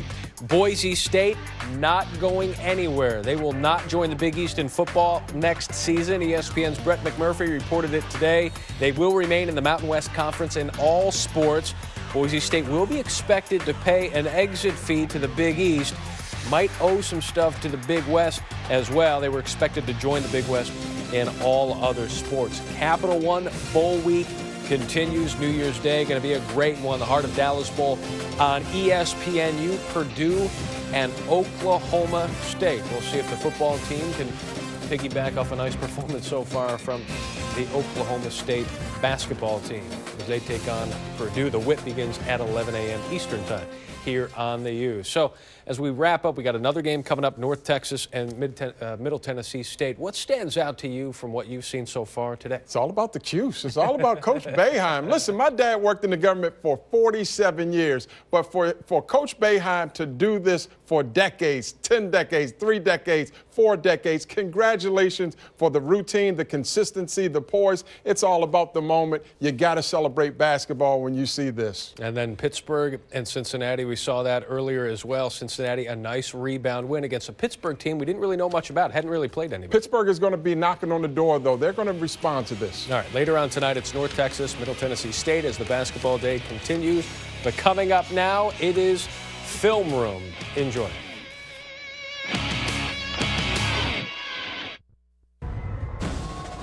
Welcome into the Film Room. It's the Discover BCS National Championship Edition between Notre Dame and Alabama. And that Brian Kelly spread offense. The spread offense has given the Crimson Tide trouble. Will Nick Saban be ready for it? And how about the kicking game? We saw significant plays in the SEC Championship game have a dramatic effect. Will it in this matchup as well? And how about that dynamic duel in the passing game for Alabama? Not the running game. It is Amari Cooper. A.J. McCarron through the air, going to be fun to dissect. Join us. We're going to dim the lights right now. You do not come to the University of Notre Dame because you want to be average. Here's the University of Alabama. We want to play for it all every year. Settle back and enjoy. We've got a good one. Yes! Touchdown, Alabama. The Irish win the game with their great defense. Alabama in one of the epic comebacks in Crimson Tide history. Notre Dame somehow, some way, finds a way to win again another overtime victory. 4 years ago, I made a decision to come here, and I didn't really know why. At times like these, I know why. He's rolling, he's throwing, it's intercepted. They did it. Lightning in a bottle in Tuscaloosa. Number 1 and number 2 both lose. A goal line stand for the ages. The Fighting Irish have finished an undefeated regular season. Alabama wins, and the Crimson Tide will play again, and they'll play for all the marbles. The BCS Championship. It'll be number 1 Notre Dame against number 2 Alabama. Room. I'm Tom Lugan. Bill, we've added a third member to the coaching staff, which means we're down 6 still in recruiting on the road. Matt Millen to my right, and to his right, former Oregon head coach Mike Bellotti. As we're going to dive into this matchup, we're going to take a little bit of a different approach. We're going to take you to the matchup board right here, give you an idea and a sense of how coaching staffs start to assess what their strengths are, what their weaknesses are as they start to break down the film and get into the individual matchups. So, Matt, let's start off with Notre Dame and some strengths that you have noticed studying this team as we head into this game. Well, there's a few of them, and I think there's one thing you have to remember with matchups, and we've talked about this a bunch, is a matchup goes in and becomes your strength, and you're saying, listen, this is the one thing I know I can win with. This is a thing that I can count on going into the game that I know I can get. And so when you look at this offense, first and foremost, you see they have great confidence in Tyler Eifert, the tight end. They split him out. They keep him inside. He's a big target. He runs pretty well, locates the ball extremely well. Most importantly, that quarterback can find him. That's right. Speaking of the quarterback, as the season's gone on, Coach, and this is one that really pops off the tape, the feet of Golston, he's really gotten better. He's learned how to use them a little bit more. He keeps his eyes down the field a little bit. He can create some plays when something's not there. Right. He can go get something else. And I think the biggest thing is he can find Eifert. He's not afraid to find him at all. That's a big deal. And then I think the other thing, you see you have a slash over here, tempo. That's something that they can use to their advantage and keep a little bit of up-tempo. I think that shows up quite a bit. Defensively, their strength, well, it starts right here, right in the inside. Number 9, big Louis Nix. When he's not in there, it's a different defense. That's a big, strong guy, and he can handle the inside double teams as well. That'll be important this week's game. And then Shambo on the outside, I think he's the one guy who has their pass rush, who can get some speed, especially against Fluker on the outside. Fluker is a very good player. When everything is right for him, he's pretty darn good. But speed gives him trouble. Shambo has it. Tuitt's the other guy on the other side, the big, strong kid. Now, Quandro, I think, might be their best offensive lineman in terms of athleticism. power. He gets a little bit too high sometimes, and Tuitt can bring the power to Kwanzaa. So I think those are the strengths of that offense and defense. Coach, take us to Alabama here quickly, some of the strengths that they've got offensively and defensively. Well, I think everybody acknowledges that they have probably the best offensive line in college football. They do a great job. I saw a stat the other day. Their backs have the most 3 yards without being touched downfield, which means they run vertically. They don't run to the edge. They run straight ahead, which is the best way to get yardage. Chance Warmack, outstanding guard, of course. No question, no question. The whole left side. Overall team speed, especially Amari Cooper. We talk about him on the outside with the play-action vertical passing game being the difference maker. A.J. McCarron has tremendous confidence in him and his ability, one, to go up and get the ball wherever it is. Finally, the defense. The strengths for the defense are their discipline. They're well coached. They can do a variety of looks from a two-deep shell, and they really have a great opportunity to make plays. The secondary and the perimeter are probably better overall than the Notre Dame aspects. And then just the interior depth, the depth of people at the line of scrimmage that they can bring in to keep the pressure. Well, it's that rotational depth that we talk about all the time with the SEC when it comes to the strength up front. So as we take a look at Alabama, we've gone from the matchup board. We take a look to what they have done. 17 of the 33 sacks Alabama has this year have come on third down. So you take a look at the numbers first in the SEC and opponents throwing out percentage, points off of turnovers. That has been outstanding. It's the defensive side of the football.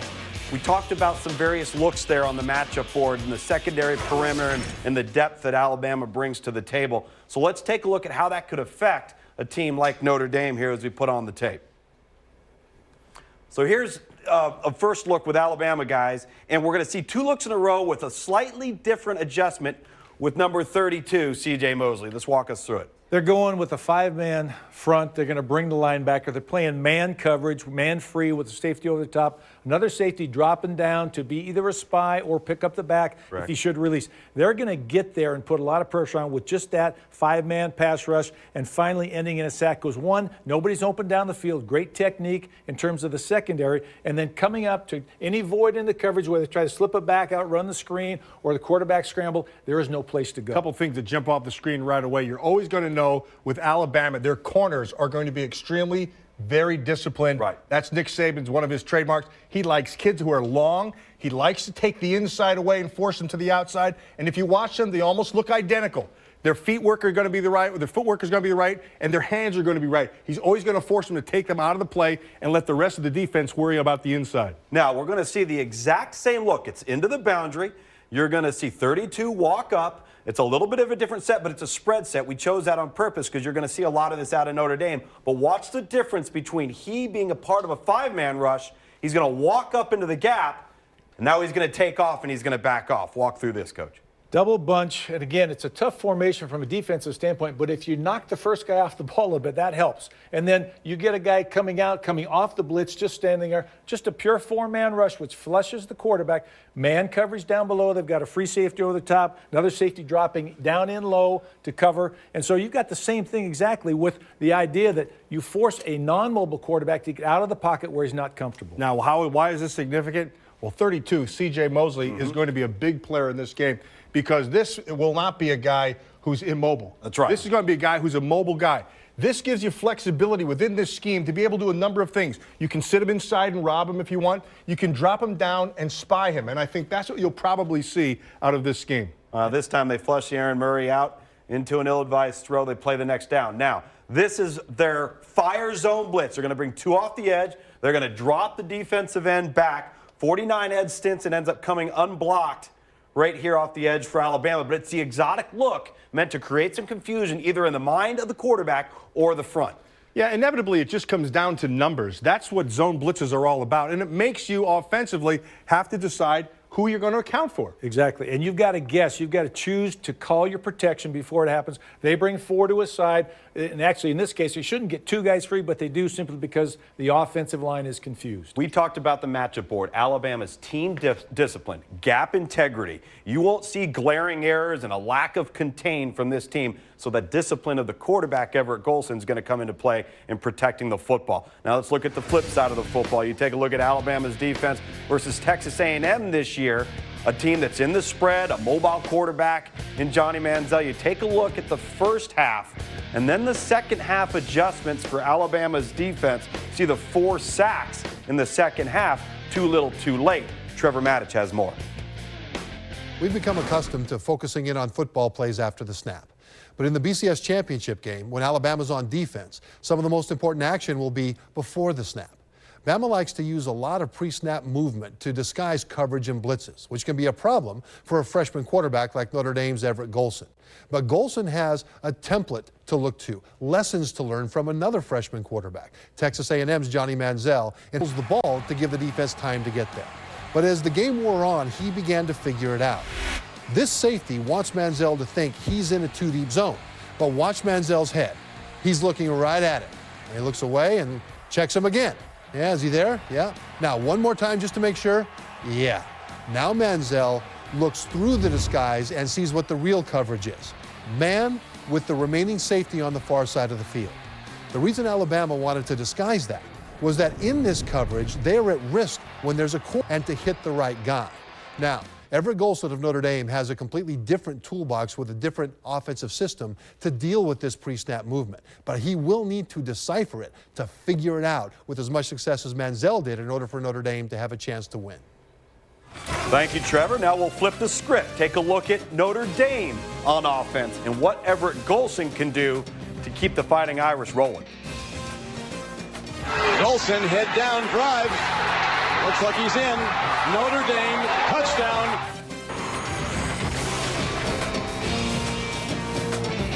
Sitting in a chair for long periods of time not only makes your lower back ache, it can leave you with a sore bottom too. And car seats can really be uncomfortable. Plus, all those hours you spend at the computer can add up to an even more stressed and strained back. Well, the problem isn't how you're sitting, it's the lack of support and cushioning. But now, there's Forever Comfy, the revolutionary foam and gel combination cushion that puts a supple layer of support between you and your seat to make every chair more comfortable, no matter how long you're sitting. Unlike traditional cushions that are just foam, Forever Comfy contains 2 layers of high-density foam and an inner layer of therapeutic comfort gel that distributes your weight evenly to eliminate uncomfortable pressure points and reduce impact on muscles and joints. Turn that hard dining chair into a cozy seat while you eat. Work more without making your back sore. Watch TV for hours in carefree comfort. Forever Comfy instantly conforms to your unique shape for customized comfort every time you sit down, giving you the ultimate in comfort and support for your back and bottom. You know, I drive this truck for hours at a time, and trust me, these seats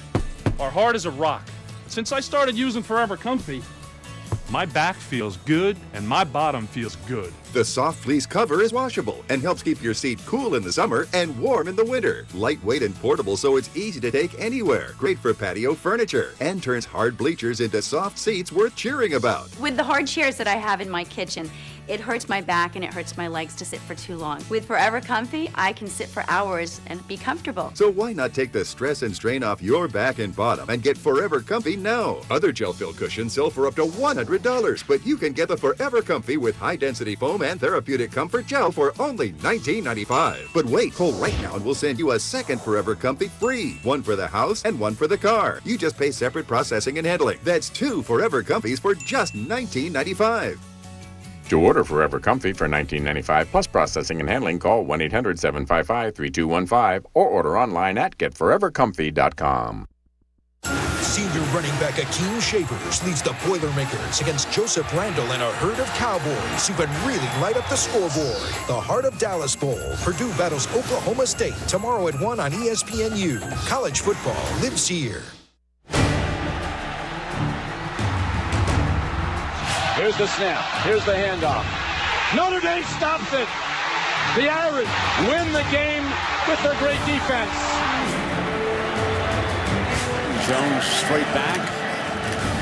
Teo grabbed it. Notre Dame stays unbeaten, and they're in the conversation for a spot in the BCS National Championship game. Here's the snap. It's high. Kick is on the way.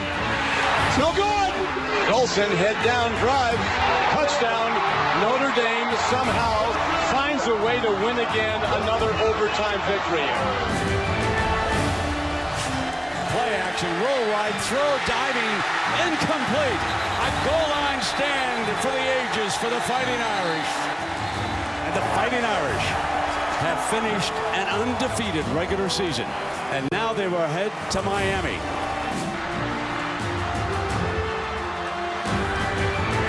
Welcome back to Film Room, and you expect young quarterbacks to progress throughout the year, but for a dual threat guy to progress like this in the passing game, Everett Golson's really made strides. You take a look at the last 3 weeks, the completion percentage is up, and it's all from within the pocket, and he hasn't turned the football over. He's seeing the field well, really growing up. You know what? We liked him so much, we brought Trevor Medich back to tell you how much he's grown up. To understand the progress of the Notre Dame offense this year, all you have to do is watch the progress of one player, freshman quarterback Everett Golson. Early in the season, like in this game against Michigan, you saw his physical talent, his speed, his arm strength, but you also saw his limitation, which was he didn't understand what he was seeing, and he would just loft the ball up into danger. Look at his eyes here. That's deer in the headlights. But his head coach, Brian Kelly, helped him out by giving him plays that were much simpler to read at times. This defensive formation pre-snap could turn into any kind of coverage, but Golson isn't being required to read it. He's not looking at safeties and coverage shells and scanning left to right.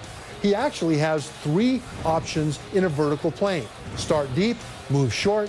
If you don't like any of it, just run.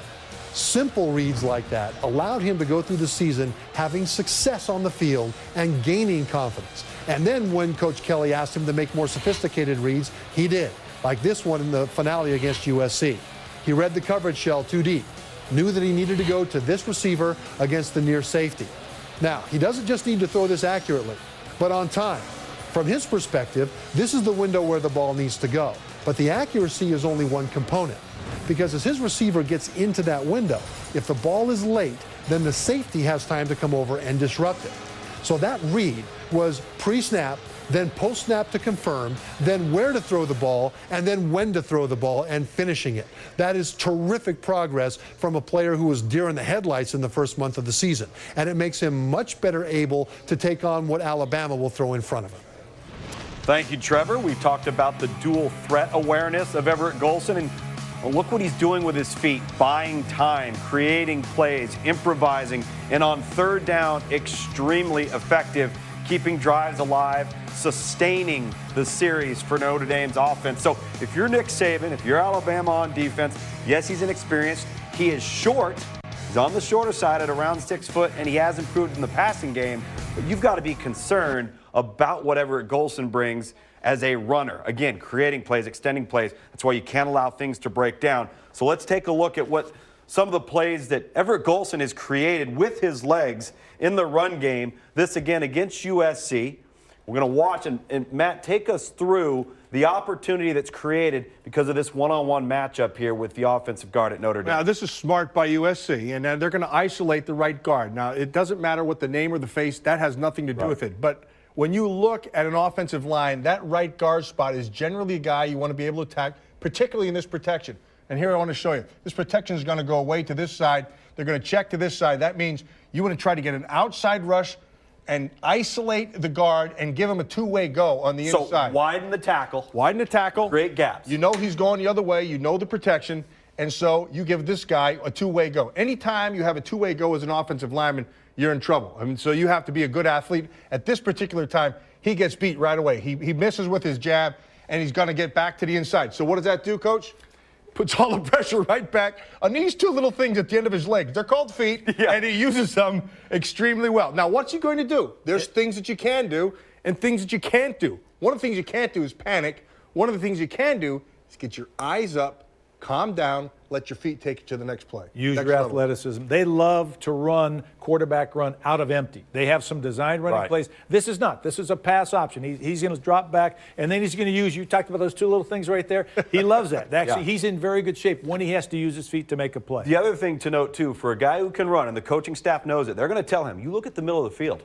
You don't like what you see down. Somebody is either accounting for you or not accounting for you. Right now, that's a big problem for USC, and that's the legs, the feet you guys talk about. So let's move on to another snap here from a different angle for Everett Golson. Similar look, similar result. He gets pressure on the two one-on-one blocks right there. They're turning the line back, so these guys are single blocks. One-on-one. They get beat, But now he has the same option to come up and run or look for the open receiver. And to his credit, later in the season, he did a great job now of keeping his eyes down the field. He'll find an open receiver, so he continues to have what I call a passing posture, where his eyes are still down the field. His feet are moving. He's avoiding the rush, finding the seam, which steps up right here. But then he will find a receiver as we go through this. As a coach, what are you telling your defensive front people when you see that ball right there? I will tell you, that's the one thing I've noticed. His ball security is not what it needs to be. Exactly right. I'm going to tell you, the Alabama coaches on defense are saying, hey, he gets around you, knock that ball out because he carries it out there. Okay, now this is a general rule. Always remember this is basic football stuff, okay?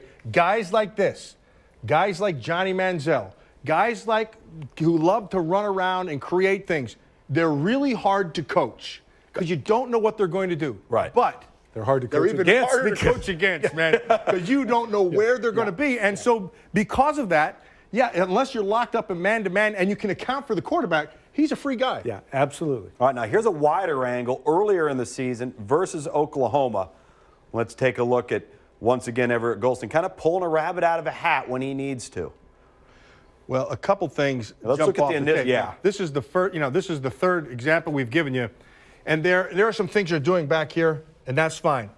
But first and foremost, this is a concern if I'm Notre Dame. Yeah. Because we've watched a bunch of tape, and there's a couple of jailbreaks in here more often than you'd like to see. That's a concern, particularly against Alabama and how they try to compress the pocket. Right. Alabama does not have a great pass rush per se, but what they do extremely well is they do get a great push up inside, and they will constrict the pocket, make you have to stay inside, which I think will be a key with this one. The other thing is, when they have a spy guy, he will be up here a little bit tighter. You don't want to give this guy room to maneuver because that's the death knell. You've got to get up tight, and you're right. The constriction of the pocket by Alabama in terms of their pass rush will help. He's still very, very dangerous. As we're going to see in the open field, you have to limit his space. And earlier in the season, we diagnosed the robber look, and that's what they're running here. They're going to run up here, and they're going to run robber. It's got to be single high safety. Now, Coach and Matt, you mentioned as we were watching this tape, for Alabama, this could be a Robert Lester. It could be a Vinny Cincinnati, but it most likely would be number 32 and C.J. Mosley, giving that green dog look and then dropping back. Exactly, and he's very good at it, has a great feel in the pass game.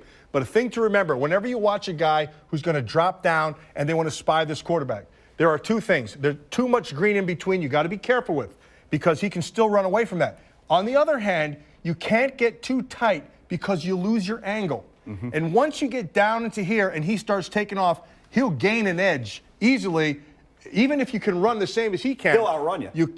But you kill yourself by losing that angle. So this area in here is really tough. I think C.J. Mosley has a very good feel for it. I agree. And one of the other things, you don't want to give him a two-way go. No. You want to take a side, just like anything else, like a DB, force him to the sideline. So we've seen a young quarterback in Johnny Manziel have success versus this defense. Again, in the second half, it wasn't as successful, but it was still a win. What do you do to force Everett Golson into a poor game? Well, pressure burst is the pipe. Always, that's always the main thing. And if you can get pressure with 4, then you stay with 4. If you can get pressure and you have to bring something else, then you bring a little. But you want to be able to have coverage first, compress the pocket, make him make the decision. Don't make the decision for him. You've coached the athletic quarterback. Contain. I'll just tell you, he's 5'11", 6 feet tall. He cannot see from the pocket. That's why he's going to bolt whenever he gets a chance. So your ends have to come up the field to a certain point and level out, and your the inside guys have to make sure that they maintain the integrity of the interior of the pocket. As a former coach at Oregon, you coached against an athletic quarterback every day in practice. It's got to help you when you prepare against a guy like this. But Nick Saban does not do that at Alabama. They practice against an A.J. McCarron. How do you duplicate this? Well, you put your fastest guy back there, you give him the ball and let him run around, and you make your defense just react to it. Chase a rabbit. And keep leverage. Chase the rabbit. Now, having said all that, don't forget, Brian Kelly understands what he has also. Right. And so he's going to create some of those things by rolling him out and giving him the option to be able to run. Two things, too. You spread the defense, right? First of all, so that they have to show you or come from distance, or you run a particular way. You roll out to one side, you limit all the reads and all the worries about stunts and blitzes. All right, so we had the marker last on offense and defense, so of course we're all three going to win. Now it's about the kicking game. Kicking game could be huge, as it always is, each and every week. Look at Christian Jones here. Big kickoff return for Alabama. How special will these teams be? Jones at the goal line. 15, 20, 25, 30. Jones, 35, 40, 45, 50, and they won't catch him. 40, 30, 25. He'll cruise. Touchdown Tide!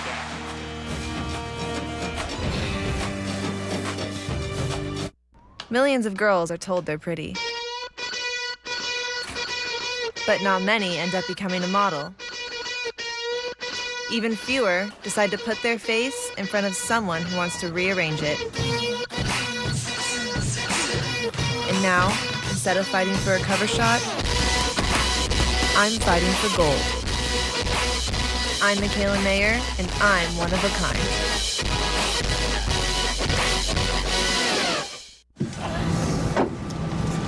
Excuse me, sir, I'm gonna have to ask you to power down your little word game. I think your friends will understand. Oh, no, it's actually my Geico app. See? I just paid my bill. Did you really? From the plane. Yeah, I can manage my policy, get roadside assistance, pretty much access Geico 24/7. Sounds a little too good to be true, sir. I'll believe that when pigs fly. Okay, did she seriously just say that? Geico. Just a click away with our free mobile app.